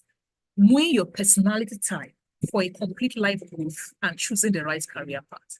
In this particular first lesson, I put a link to a personality test. When you take it, many people have jumped into data analysis. Someone paid me for a clarity session 2 weeks ago. She has taken data analytics, business analysis, something. And I said, why? Said, I heard that you can get a remote job or you can get it. I said, do you realize that I worked as a global program coordinator and it was remote? Program coordinator. I worked as a design lead. It was remote. So it means that a lot of these emerging tech careers or no-code tech careers, they can be like, and you can do them remotely and you can earn from them, because I was earning in dollars. So what it means is you first need to understand, who am I? Me now, do I do numbers well? Like, do I like to do numbers? No. So I would never go and look for a career in data analysis, if no matter how you tell me it is raining in the tech space. It is my personality type. I'm an advocate, for God's sake. I have looked at my personality and said coaching, teaching, and those are the kind of things. When I did this thing in 2019, I knew I have found calling. I don't want to spend, I've already wasted my time in doing what I did not like no, not at this stage anymore. I will do what I would like and I will collect good money for it. Shebi is you that I'm teaching now. I just told you my premium program, how much they cost, as in one-on-one. People will pay me for 1 hour to come and talk to me. I am teaching. It is what I like. But somebody is busy killing themselves on data analysis, business analysis, but someone like my friend Amara, she's here. Hey, anything that has to do with number, Amara is happy. Someone like her, if someone should come and say she come and do one career in business analysis, she will jump at it. Right? It is a natural place of abode. So the first thing I handled in this particular thing, and yes, this module 1, the clarity module is free. Some people will finish taking this module and they will realize that what's the tech skill they want to learn, I don't have it in my academy. They will only take the soft skill course and go and learn the tech skill and say, it is all right. It is all right. But why? What am I saying? You need to first be sure that is what you want to do. Now, that personality test, I cannot help you with it in this career session. You have to go and do it. After you do it, I will now say, based on your results, I now shared with you in lesson 3 my screen and showed you how to do it on LinkedIn and say, go and search using LinkedIn. I showed you my screen on how to do it. I don't want to start repeating it. I showed you, I did like this. I went to LinkedIn and I said, do this, do this. It is a workshop. It is a do it. It is not, I have seen all the things you can do. You did marketing and everything. I don't know your personality. I cannot advise you. I am not one of those, I would say, because I have project management in my technical school, I would say, go and do project management. No. Do you understand me? I would not do it. So we have 5 programs at our technical school. Project management, program coordination, product management, digital marketing, and social media and content creation. We have 5 technical. That one is starting on June 3. June 3. But guess what? You can see, if you plan to take any of those technical programs, you must enroll now for the soft skills school that is starting May 1. You know why? You must do the soft skill school before you start the technical skill in June. It is soft skills first. So, there are a lot of people that are signed up in this batch 1 that in the soft skills school now, that they want to upgrade to we call it the pro plan, meaning they want the soft skill, the hard skill, and the internship. But as at when we started in April, they could only pay 37,625 for the soft skill. So they paid that one. They will balance their money. By the time we are about to start the hard skill, they will balance it. So yes. So even if you know that, I want to be able to do the soft skill, do project, whatever it is you now decide that your career path is, do the hard skill and do the internship part. Which is why I encourage people to say, take the soft skill, start it, because at the one that we call the global career, that's what we call the global career paths model. You must, global career path model is 3 things. Soft skill, which is the workplace foundational skills program. Hard skill, whatever hard skill. Let me show you, for instance. I am currently working on Miro with my facilitators. One of my facilitators for project management is in the UK. The other one is in Australia. This is the Miro board. I want to show you the amount of work I put into my programs. You see what this Miro board looks like? We are like on Saturdays, we sit down, we come on this board. This is curriculum.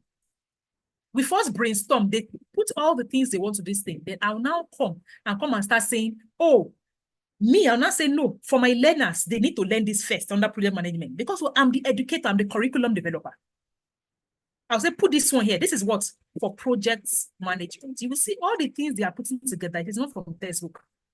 I'm very intentional. I keep screaming to them. I don't want textbook knowledge. I want knowledge that when they learn it, they can use it to work.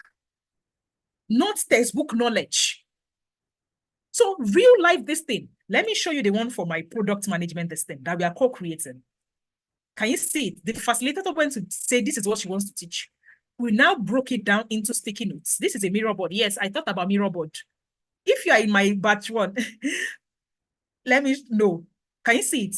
Then we are now sectioning it, and this is what they will learn. I wanted to show you something. Can you see practical application, resource and further learning, case study. So in those workshops, they will come. We will do case study. You will do projects inside those workshops. That is how I'm like. That's what I like to do. And I always tell people that any education I give, it must lead to work. It must lead to employability. As in, I don't have time for saying, look, I'm a PhD owner. If I want to confuse you now and pack all the English, I'll pack all the English so you can feel like it is plenty. I always tell people, if you cannot distill knowledge into simple forms, you don't know it enough.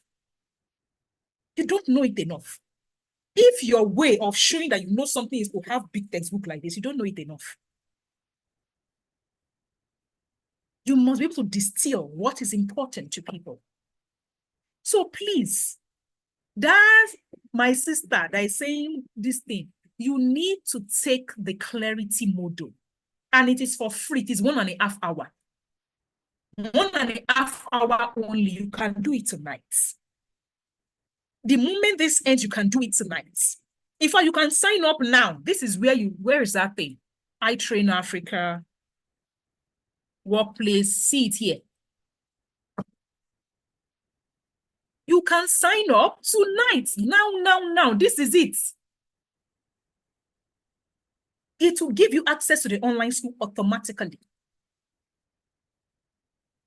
Right? Come and get clarity. Because I can only say, because you did marketing, maybe you should do digital marketing. Am I sure that it is what you like? I have digital marketing at my school, but I am only suggesting to you, based on the fact that you say it is marketing. That is what I will be doing. Whereas I don't know what your personality is. Do you understand me? I wouldn't know what your personality is. I need to know all that before I can say this is the advice I will give you. Go and get clarity first. Go and get what? Clarity first. You see, this particular thing is the technical skills school page, itrainafrica.com/global career path. That's our technical skills school page, like where we have all the courses that we offer. You can go there and go and see it. Like if you come in, you see it. 161, this is the Global Career Path Flex Pro and all that. You can see it starting June 3. These are all the things that we offer that you can see it's there. The details are there. If you are looking for details about the soft skills school, it is iTrain Africa Workplace Skills or something like that. This one, itrainafrica.com/workplace. All the details of the work, that's a soft skill. That's the one people have already started is there. Batch 2 is enrolling. This is the soft skill. And yes, you can see all the curriculum there. This curriculum that I'm showing you, me, I don't have time to be hiding curriculum. I just showed you here on my online, so you will see it. Do you understand? I don't have time to be hiding curriculum. Because why? You can go to Google right now and say, oh, she taught them Google Tools, Google Documents, and go and start asking Google. You know the difference between me and you? When I am teaching them Google Documents, I will show them 3 different scenarios. I have used it at iTrain Africa. I have used it in my fashion business. How I use it I showed them how they will use it at work to deliver a specific task. And that you will not find on Google. But Google will give you 5 pages. So say Google Document is a useful tool. It is for Kinikon. They will teach you as a creator of the app. Me, I will teach you as an employer of labor and somebody that I want to use to deliver work. I don't care about all the fantastic things on Google Document. The cocoa is what do I need on that Google Document to do work? That is the difference between knowledge and applicable knowledge. That is what most of our African university curriculum lacks. There is knowledge. there is no applicable knowledge. You will teach me that something fermentation happens, but you will not teach me how that fermentation is turning into malt at the brewery. And you expect me to do work. There is difference between knowledge and applicable knowledge, which is why I don't have time to be hiding curriculum. The curriculum is on the page. Go there, you will see. So if you want to go and learn everything about that too, but not know how to use to do this thing, why not? You can just sit down. By the time you will do it. Do you understand what I'm saying? I don't have time. The cocoa is, can you apply to work? It's that simple. So my sister, please, when you are done, come to the career clarity session on 26th to come and ask this question again. Or you send us a chat on WhatsApp. Our WhatsApp line, they've dropped it. Send us when you are done taking that clarity module, this one, this module 1, and you have done the exercise I asked you to do, then you come back with your results. Then we can talk from that point. But you need to have clarity. And I can't help you with it right now. Do you understand? I can't help you with it right now. Now, the next question. And yes, you can find remote job in any of those things. I open LinkedIn. I wanted to show you something. If you come to LinkedIn, this is LinkedIn, click on jobs. They are remote job in project manager, like anything, name it. Click on jobs and type it. There are thousands and thousands of remote jobs. So when people come and ask me, I want to transition careers into tech, and I want the one that can get remote jobs, I said, just come here, LinkedIn, click on jobs, come here and type products. Let's say you've done the clarity module. You've done it. You now want to come and say, which one? Products manager, for instance. Products manager, I put maybe US.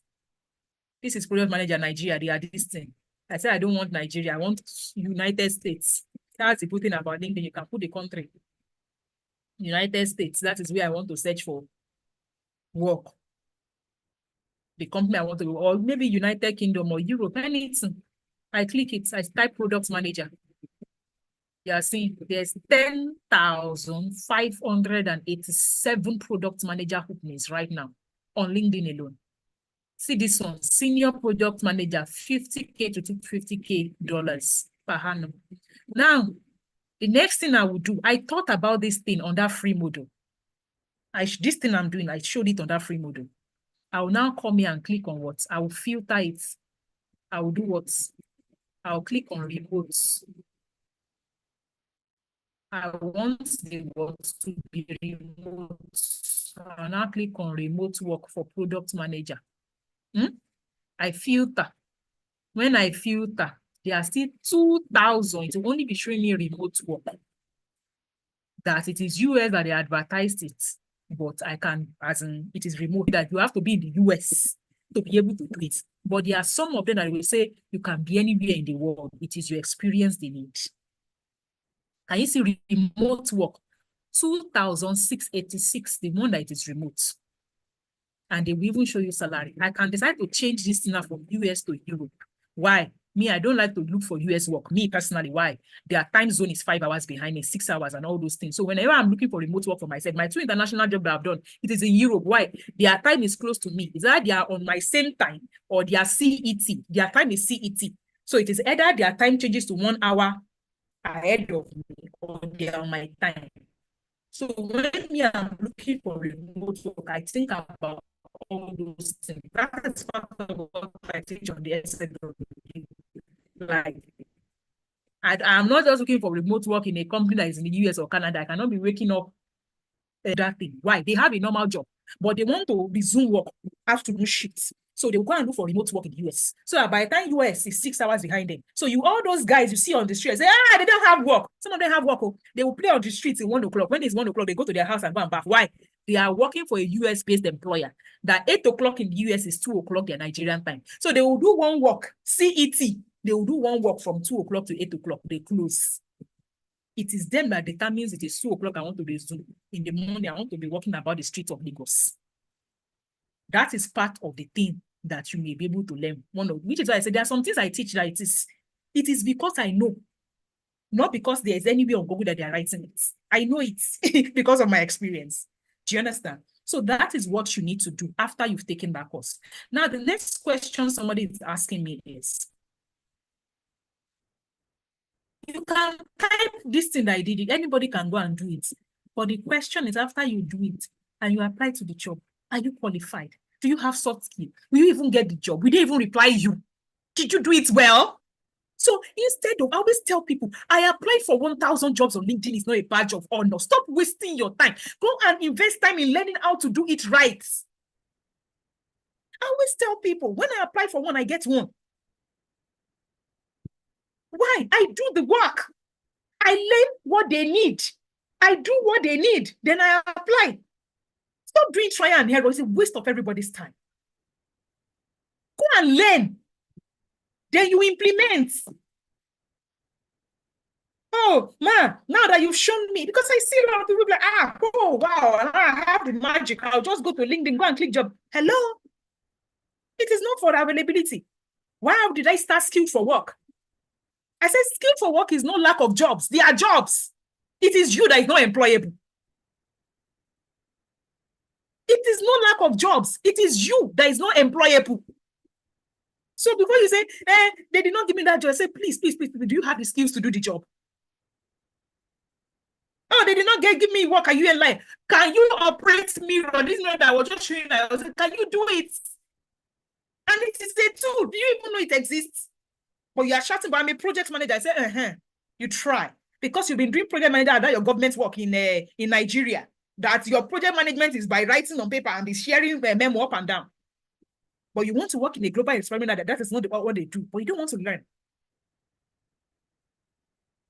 I laugh, honestly. Like, you don't have soft skill and you want to work remotely. How? Nobody. Read my lips. Take it to the bank. You cannot work remotely if you don't have soft skills. Relevant soft skills. You can't. You can't.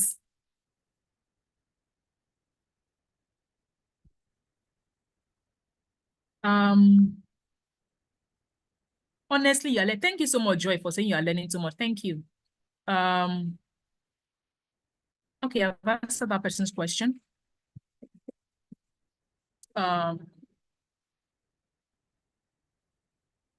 My background is in mass communication. I've been in marketing, then business development.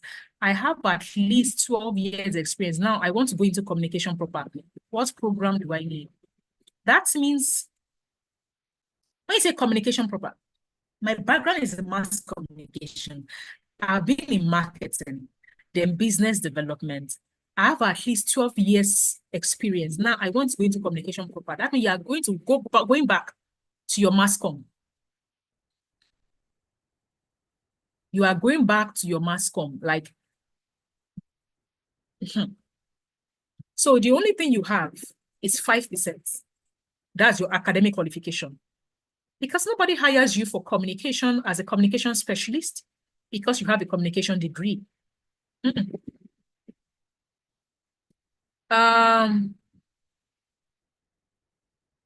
So for you, 2 things. You need to find, you need to learn soft skill. That one is standard. Everybody here needs to learn soft skill.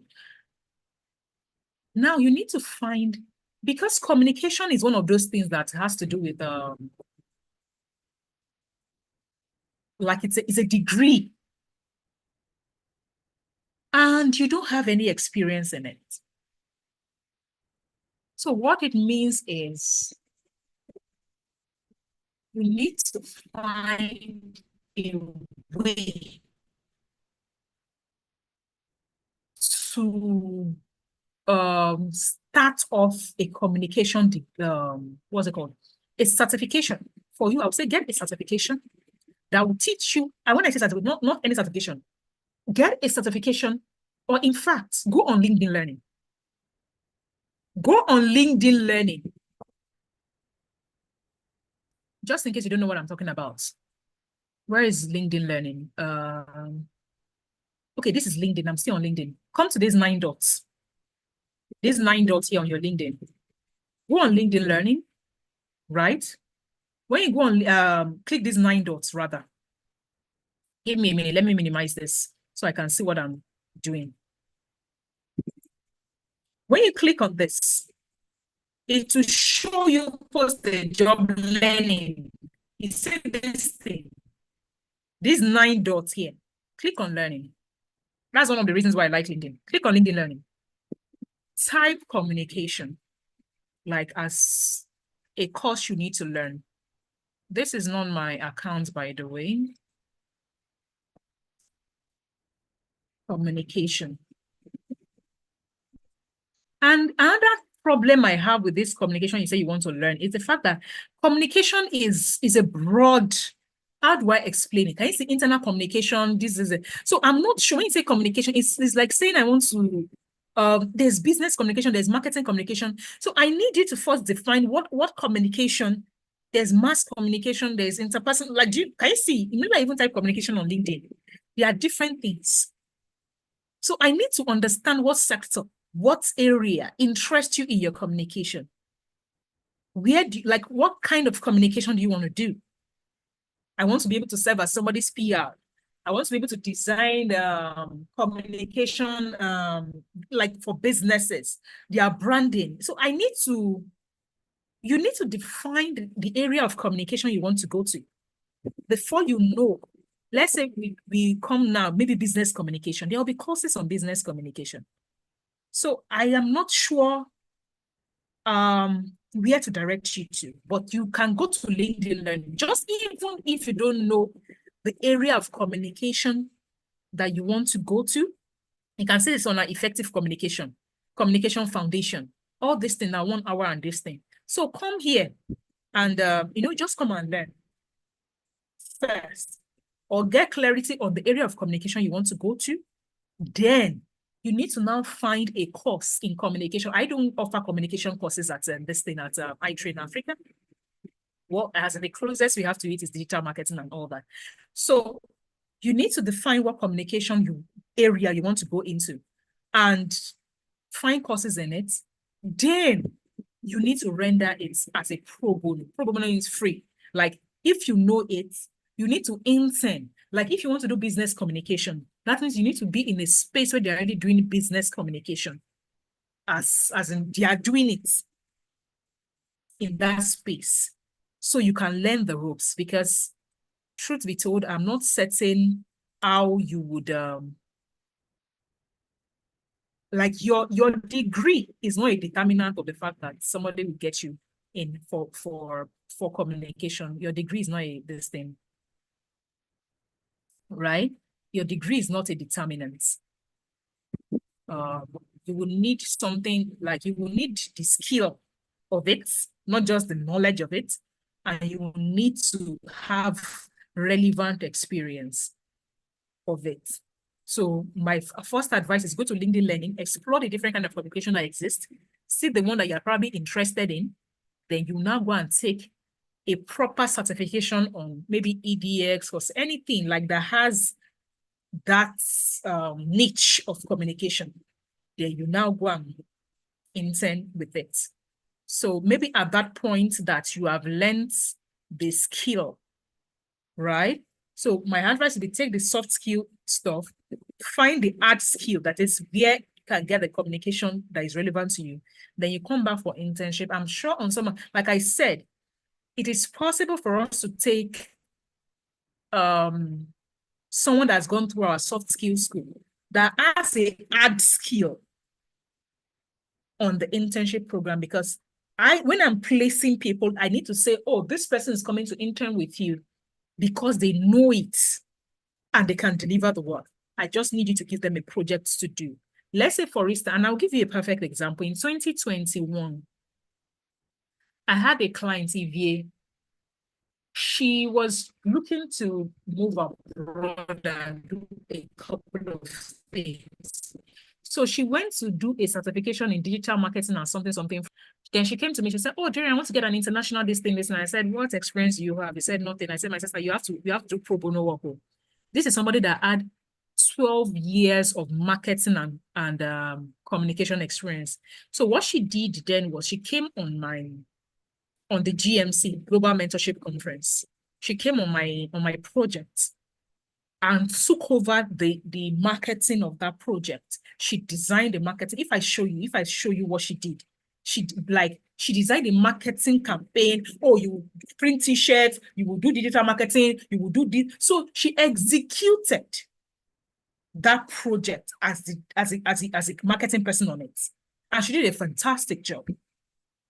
So when it was time to present that, she said, oh, this is what I have done in terms of work. So for instance, if I was to attach you as an intern, as a communication intern, maybe business communication, PR, strategy communication, whatever it is, communication you go and do, it means that the person must have a need for that kind of internship, for that kind of thing. Then you say, oh, based on the knowledge I have, I also have the soft skill that will help me work with this employer collaboratively online. Let's say, for instance, now, SFW. SFW, maybe batch 4, can be a program. Say, oh, I need a communications person on the launch. Let's say I'm planning the launch of SFW batch 4 for July. I need a communications person to take over the communication, how we brand it, how we do this thing. That means there is a job, there is a thing for that person to practice with. Then the person can deliver it. Do you understand what I'm saying? Then the person will have done it and say, oh, I did this. I planned the communication from creating the projects, from creating the mirror board where we all brainstorm, to creating the Excel sheet where I did the Gantt chart, to creating the strategies. That is be implemented. So that way, you have something to present in your communication career to someone that now wants to employ you. That would be my advice to you. Please, how much is the program coordination course and what's the duration of the course? So the program coordination, this thing is 160. That's what we call the GCP. Give me a minute. I think it's this one. So you can come to this page. So GCP is called Global Career Paths. What it simply means is you would choose, like, GCP is a model. That means in the model, all of them are starting in June. You can choose whether you want to, whether the art skill you want to do is to become a digital marketer or a content this. So we are currently creating all these programs. Like I showed you on this, my facilitator, this thing that say we are creating the curriculum and all those things now. Now, when you choose the one, it doesn't matter what you choose. Like I said, it is under one, it's as in, once you choose the one you want, this is the price for it as at today. I always say this is a subsidized price for it. The original price for it is 600,000. As at today, it is 161,250, right? So what do you get on that program? You can read it. You can see it is a 4 to 6 months learning program. Why? You first need to do this one, soft skills. Now, what is this one? That is this one. You see this one? You see that soft skills? Can you see it? It is this WFA. That's a workplace foundational skills. You first need to do this one, which is a 6 weeks program. So some people are on this program right now that they are going to the end, like they are taking the soft skill for 6 weeks. Then when it is, so people that are in batch 1 and batch 2 of this one, batch 1 and batch 2 of the workplace foundational program, they can get into any of our programs here. But someone that did not take this one now cannot get into the June batch. They will have to wait for another 3 months after June. You see, this is our GCP, which has to do with the career path, like global career path, as in, that's what we call it, GCP, right? It is a continuous program where we take the soft skill. You see this thing? That's the workplace foundational skill, 6 weeks program first. Then you proceed to take the hard skill. Now, what is the hard skill? The hard skill can be any of these things. It can be project management, it can be product management, it's the one you choose, right? And I have seen people that paid for this GCP. They paid, when they paid on Seller, they selected maybe they just select project management.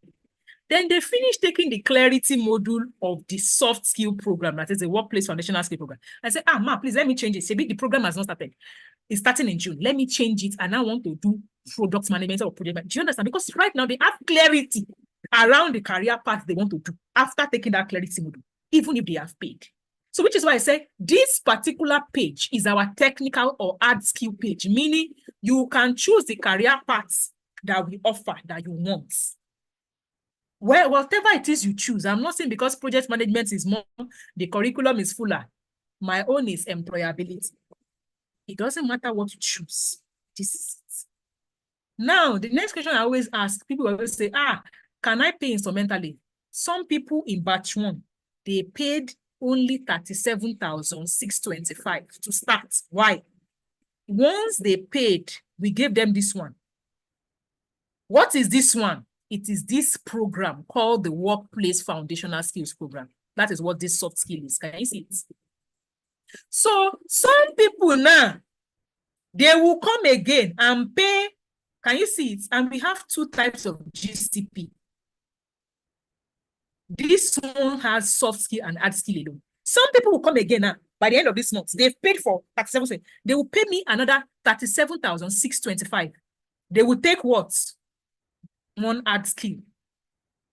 Then they will now pay the balance to make up this. Do you understand me? But there are a lot of them that they just paid this at once. Meaning they will take this, they will get a 2 weeks break, they will take this, they will get another 2 weeks. Then in August is when we are placing the first set of people to our partners for the internship. So, which is why I said, if you did not take workplace foundational skill this month or next month, you cannot take program coordination, project coordination, all those things. You can take it though, you can take it only, but you cannot get placed for internship under this model because you must have taken soft skill school before I can place you for internship. So if someone should say, okay, I don't even need a soft skill, I don't need the internship, I want to take hard skill, you can take your hard skill and go and say, I will pay you 37,600, I'll just do the program management and I'll go. But be clear that I told you that hard skill alone is only 35% of what an employer wants. 30%. 30% is soft skill, 30% is hard skill, 35% is relevant experience. And that is what these parts and this part.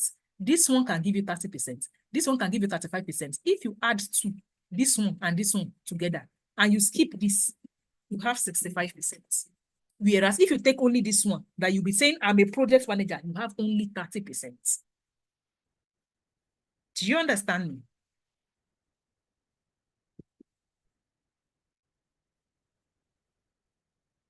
So when people tell me, because somebody tried to pay for, like they try to pay for this one and still pay for WFS. No, WFS is already part of GCP. That's GCP is Global Career Path. That's a technical school. WFS is already part of this, this one. See, soft skill, hard skill, internship. WFS is only soft skill. That's 30%. Then you can decide to say, I want to take only, do you understand? I want to take only project management. That means you've taken only 30% hard skill. So I always explain, so I don't come and say, I paid you to be a project manager, I still do not get work. My sister, you paid to get hard skill. But me, I'm telling you that the employability formula is 30% soft skill, 30% hard skill, which is your project management, and 35% relevant experience, which is what I am offering you through the internship placement with partners. Do you understand me? So that is what. So I would say if you can go through this, that means you have 95%. And if you have school before, you have, then that way, you know that you are ready for the employability markets. Do you get me? So now somebody asked me,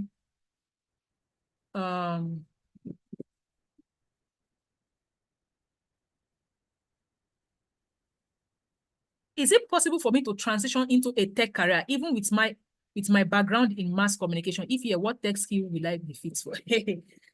See, I have said it. I cannot tell you this is a tech skill. Do I know what you like? No. Do I know the skill set that you have? No. I just showed you how there is project management, product management, digital marketing. They are all, let me give you, what is my background? What do you think my PhD is in? It's in chemistry. Oh. My PhD is in chemistry. How did I get to work as a program coordinator as in design? All the thing I was doing at that design thinking, what's it called, as UN Life? What do you think it was? Program coordination is a no-code tech career. Program coordination is a no-code tech career. Did I know tech? Before 2020, let me tell you something, which is why I'm passionate about teaching people. As at 2019, January or something,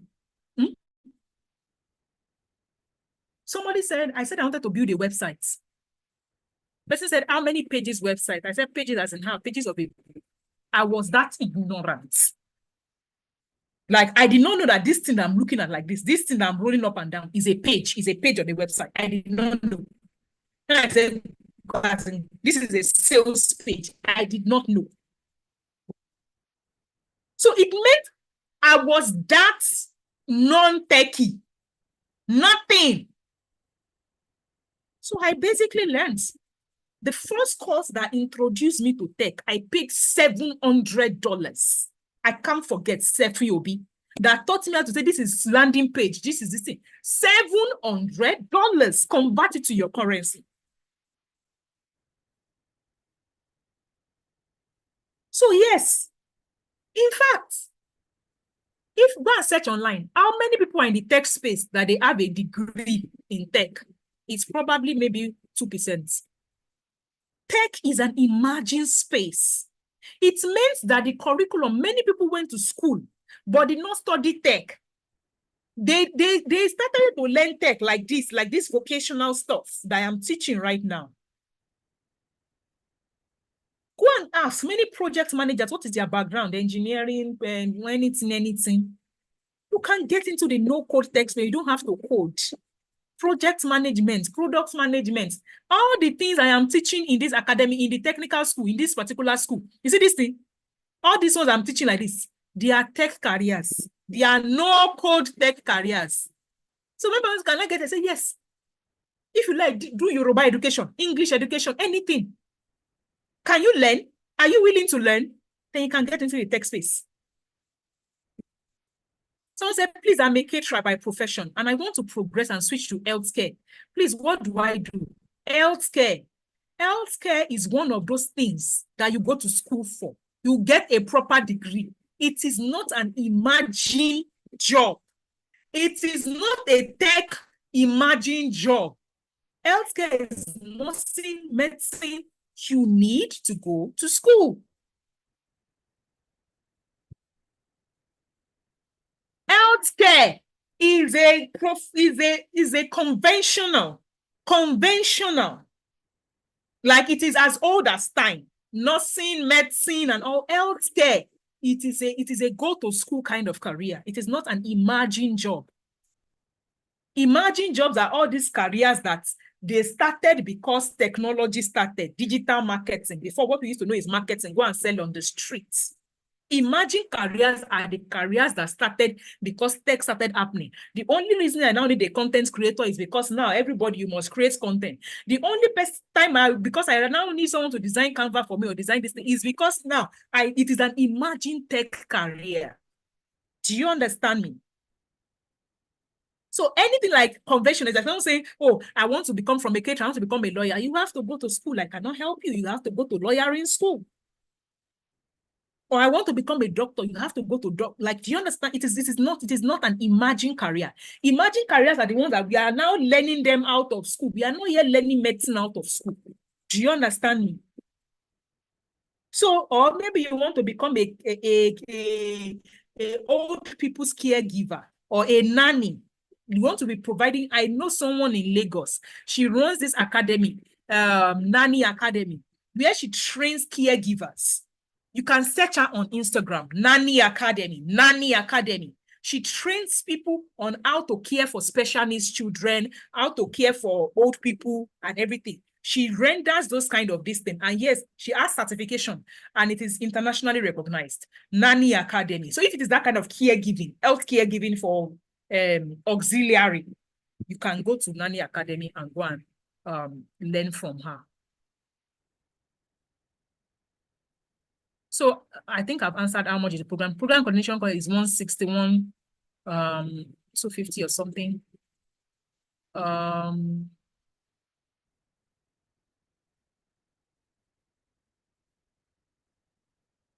So Ola Yemi Feintola, the link to the clarity session is already here. Just copy it and put it on your browser. Go and learn how to do it right. Can one get a one-on-one consultation? Yes, we have a paid clarity one-on-one consultation. Is 107,500 per hour. Kind. Muina, please reply him with the link to the clarity one-on-one consultation. KIEND. Muina, please reply this person. I have a 1 hour consultation session at 107,500.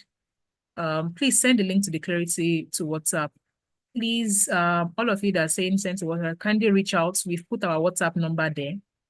Reach out to us. Moina, put the link to WhatsApp. The link to WhatsApp so that they just click on the link and go to WhatsApp. The link to our number is people on YouTube, the number is 0805 345 3099. For people on YouTube, it is 0805 +234 +234 805 345 3099. You can send us a message on WhatsApp. Moina will also put a link in the comment section on YouTube later, link to our WhatsApp, +234 805 345 3099. So you would see, send us a message on WhatsApp. And our WhatsApp, just in case you don't know, type itrainafrica.com. On every page we have, our WhatsApp is always at the bottom. Our account details, if you want to pay via transfer, is always at the bottom of every of our sales page. I see our WhatsApp. You can chat us up on WhatsApp from any of our sales pages. Our account details is always at the bottom of any of our sales pages. So you can get those two information from any of our sales pages that you go on our website. Please give the clarity link to WhatsApp. Please click the clarity link. She has given the link to that clarity link. I'm going to drop it again. This thing, I'm going to drop it again so that everybody that needs that link can click it. Or you send her a message. If you need a link to the clarity module, I've dropped it twice, so you can access it. I need a lot of clarity. I have background in hydrology as a degree presently. I'm a recent graduate. I took a art skill in front-end development, but got a job in a brewery. I have applied lots of scholarship, but all to no avail. Really want to have MSc out of the country. Presently, I am tired. I'm tired of my brewing job, and I don't know where to go.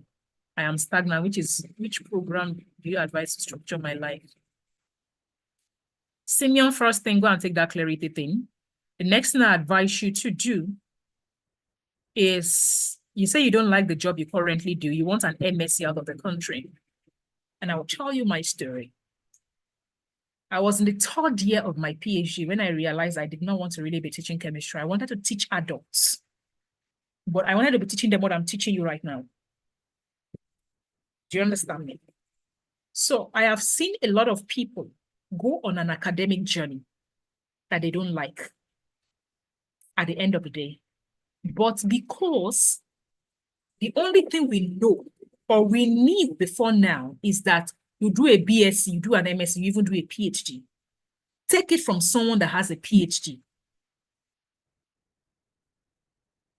Would I have still done a PhD if time were reversed? Yes.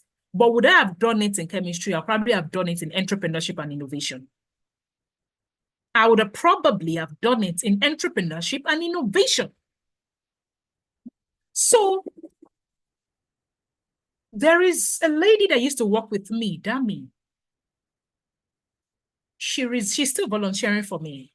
When she resigned to go and start, to join a pharmaceutical, I told her, I said, the first 2 years of you working, most of us, when we were in school, we were under the illusion that we must, like, I need to work in a bureau, I need to work in NNPC, I need to know all this kind of stuff. That it was delusional. Now we get into the workforce and we realize that it is not what we thought it would be. It is not. Like, what is in our head does not match the reality. Then we think the next thing is the next educational degree. I have schooled like for a while in the UK, right? I have a split-side experience in RGU in Aberdeen. Trust me, you don't want to be doing a degree abroad for the sake of the fact that you have an MSc abroad. MSc in what? Hydrology? Do you want to continue in the line of hydrology? You need to ask certain questions. You need to go and take your personality, like I said, go back to that thing that I said is free. When you understand yourself, it took me years to get there. It was in 2019 here, I took the first personality test. 2019 here, 5 years ago. And if you go and look at my life from 2020 till now, I am just going up, accelerating. Why? The first thing I did was to understand myself and admit to myself that this is what I am. And this is what I want to be. And it was hard for me. You have just the BSc. I was in the third year of my PhD. Everybody was saying, oh, wait, finish, be a lecturer and everything. I did teach, right? I always wanted to teach, to be a teacher. But the question is, who did I want to teach and what did I want to teach them? You need to define who you are, what you want to do for the rest of your life. And it may be hard at your stage.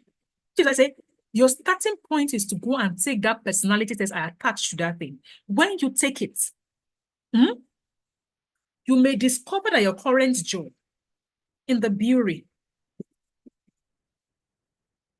you may want to transfer to another department apart from where you currently are. Because right now, let's assume you're in procurement. Take for instance, but you don't like it.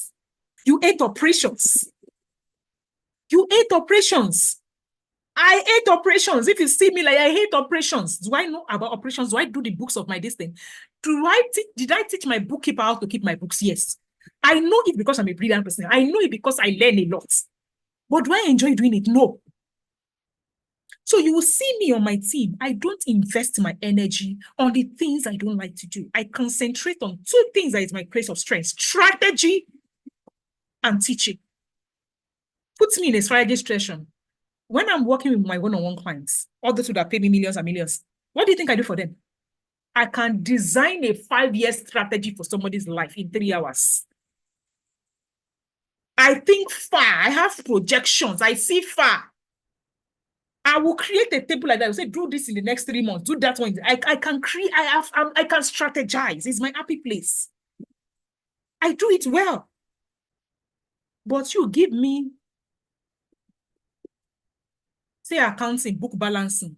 Can I do it? Yes. Did I even teach people how to do it on the SFW? How to use Excel sheets to be doing book? If I show you my fashion business book, I have balance. I have inventory. I did those things myself when I could not hire somebody. But right now, God forbid, at the end of last year, I gave an accountant. I paid that accountant 250K to do my books and auditing for the year.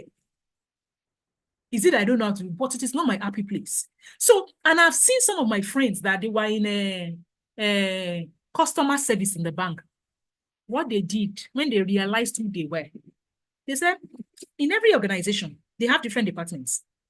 Now you might say, oh, I think I want to start my own business and everything. And that is the biggest trap. People say, you that you've not learned on somebody else's job, how to be disciplined, how to do things. You are going to go and use your own this thing. You want to use your money to do trial and error. You will enter lagoon. My advice to you will be like, when you understand what you like, maybe you're in procurement, but you discover that, you like strategy, you like creating. That's the time you must be. And at the bank, I have a friend of my younger one that she's currently works at the bank, but she does product management within the bank.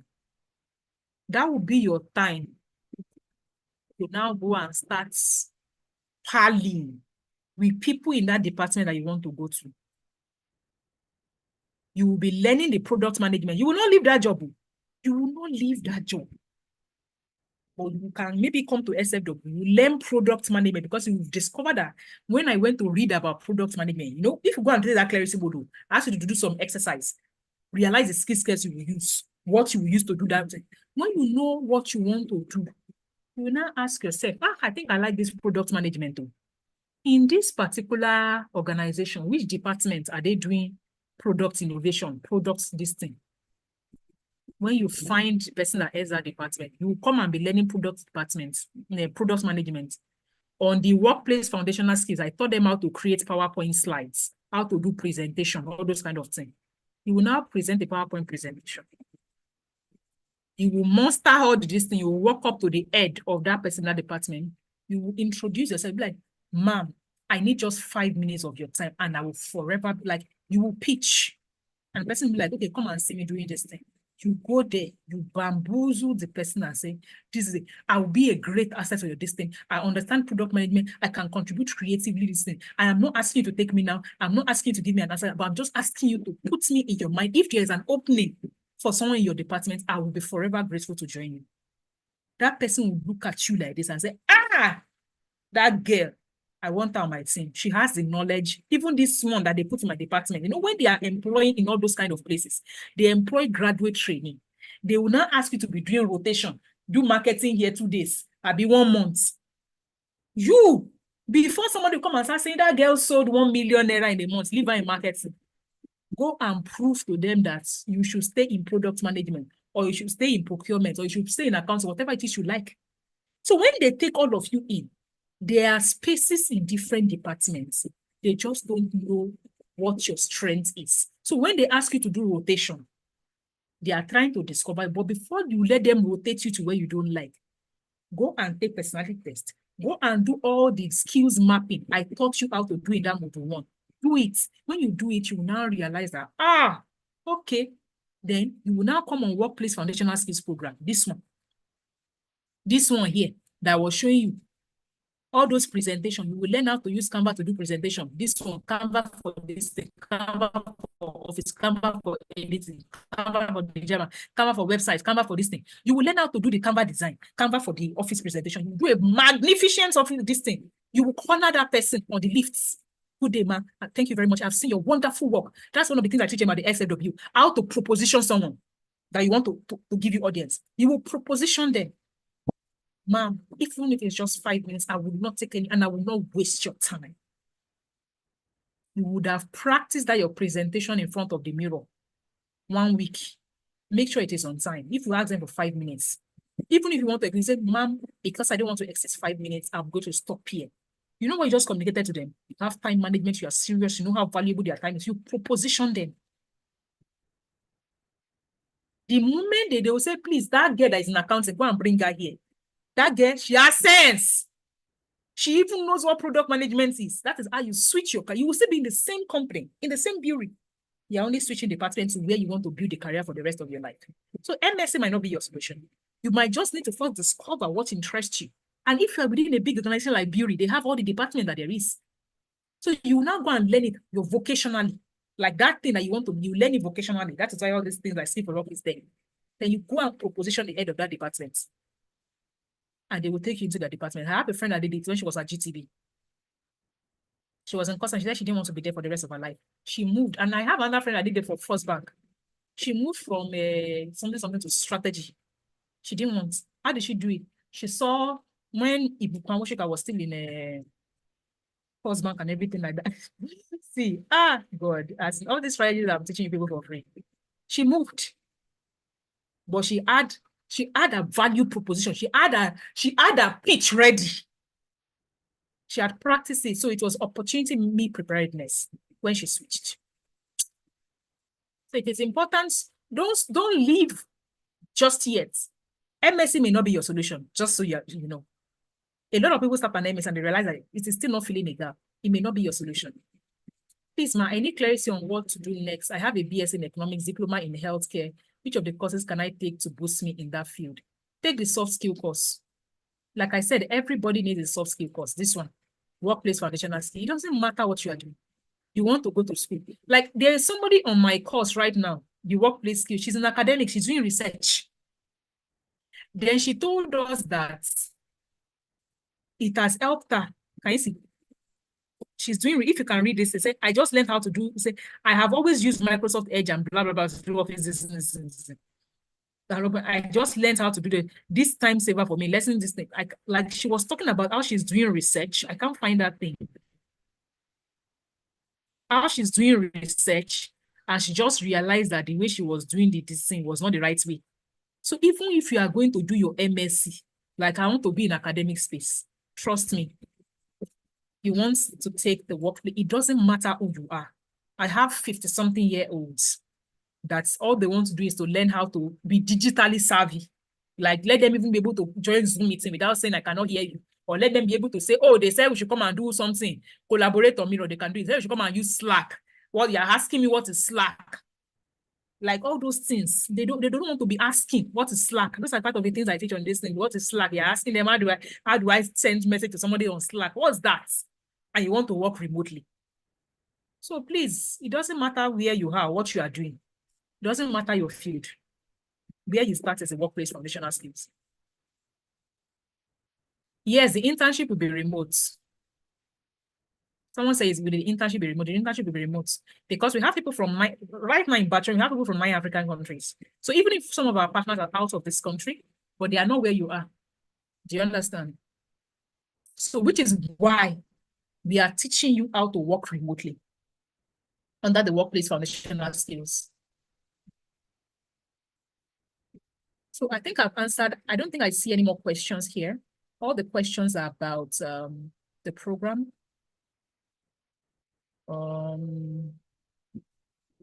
the questions are about the program. This is my nickname.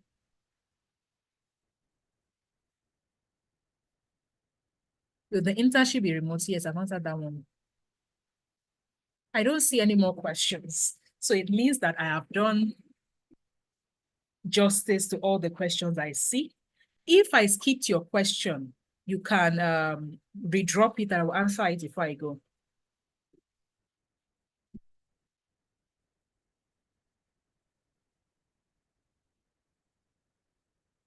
And if you are feeling like, hey, so that person that taught me project management, that collected my money for project management cheated me, they didn't cheat you.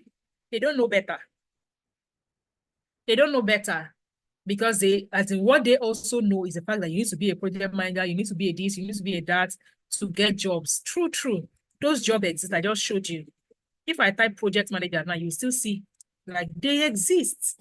So they are not lying to you about that. It is a tech career that you can go into. They are not lying. It's just that you don't have the skill set for it. So that hard skill project management is the only thing you have.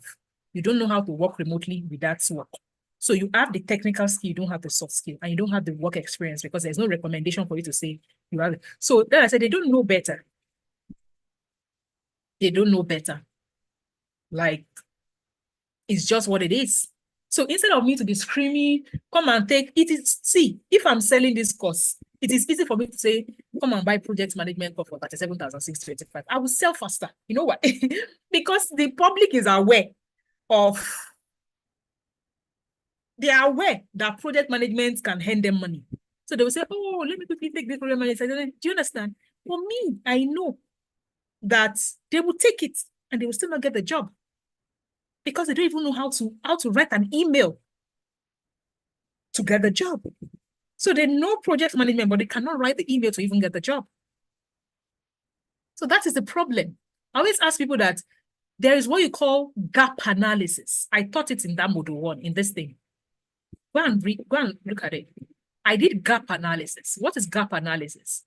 You say, this is where I want to be. This is where I am right now. What is between me of today to arrive at my destination of tomorrow? That's gap analysis. Is it that I need a degree? Is it that I need soft skills? Is it that I need a network? Is it that I need to buy a book? Is it that I need to know how to use LinkedIn? That is gap analysis. Then when you understand all the things you need, then you now say which one should come first. So I always help people to have clear understanding so that somebody that is learning soft skills from me will be like, okay, Now I know that I am getting 30% of what I need. The next thing I will need is to learn communication. I know that Dr. Aderosola does not offer communication, but I can learn it from XYZ to get another 30%. So that person is different from someone that doesn't have clarity. Because instead of that person to waste their time and go to LinkedIn and be saying I'm searching and applying for project management, they are investing their time in filling the gap. So the person may have used 6 months to acquire what they need. But guess what?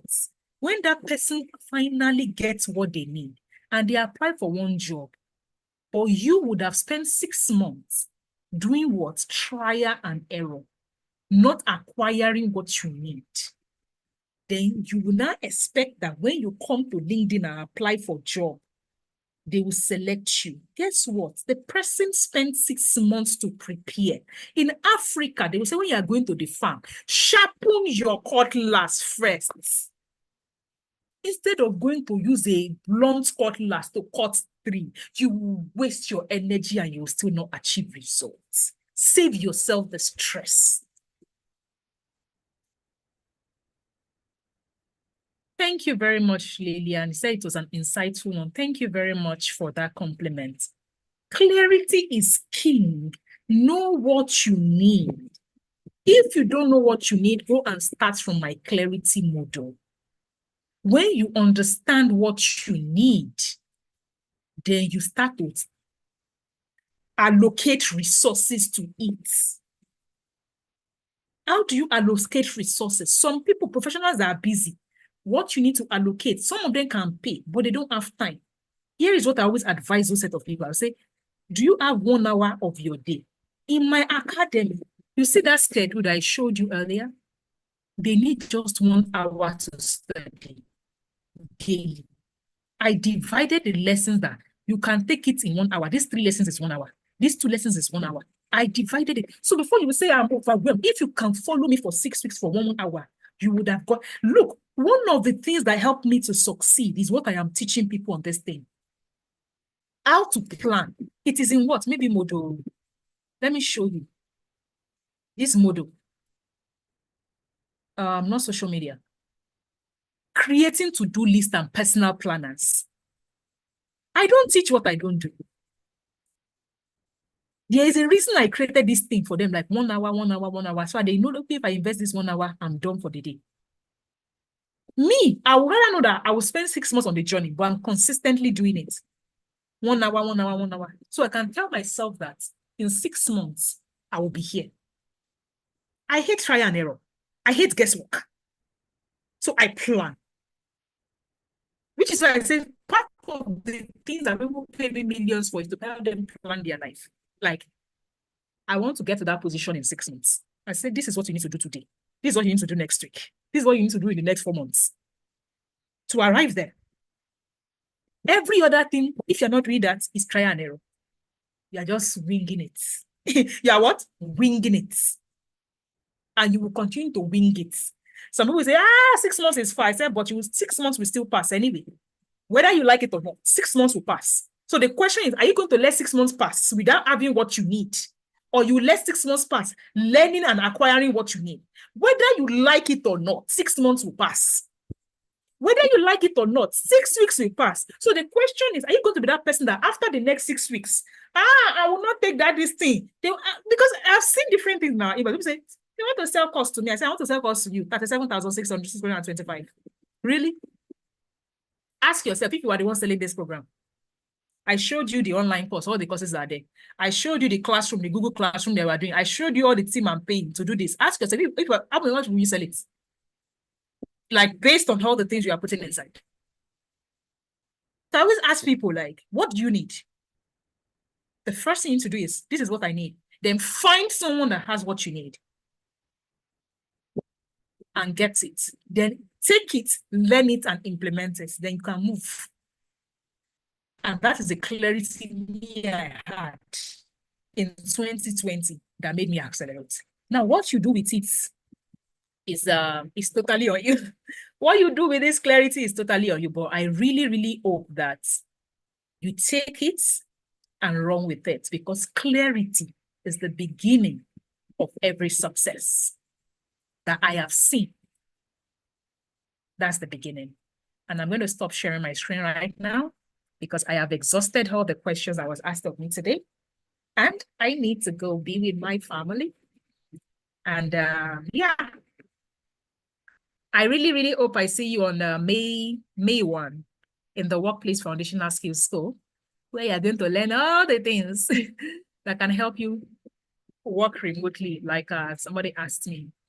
And see you, just in case you go and take that clarity thing, and you will still need to come and ask your question. Come back here on the 26th of this month. Let's say you took that clarity this thing, and please join the free Telegram group.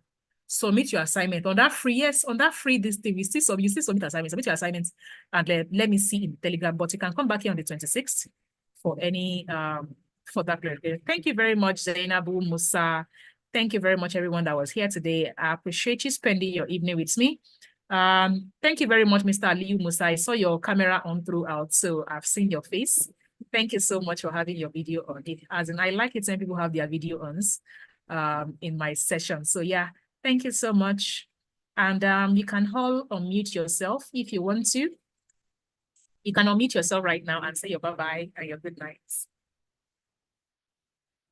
You can unmute yourself. I allowed you people to be able to unmute yourself. So much. Thank you so much. We appreciate you. Thank you. Thank you. God bless you, Ma. Thank you so much. Thank you very much. Bye. Thank you, Ma. Really appreciate you. Bye. Thank you so much. Have a great day.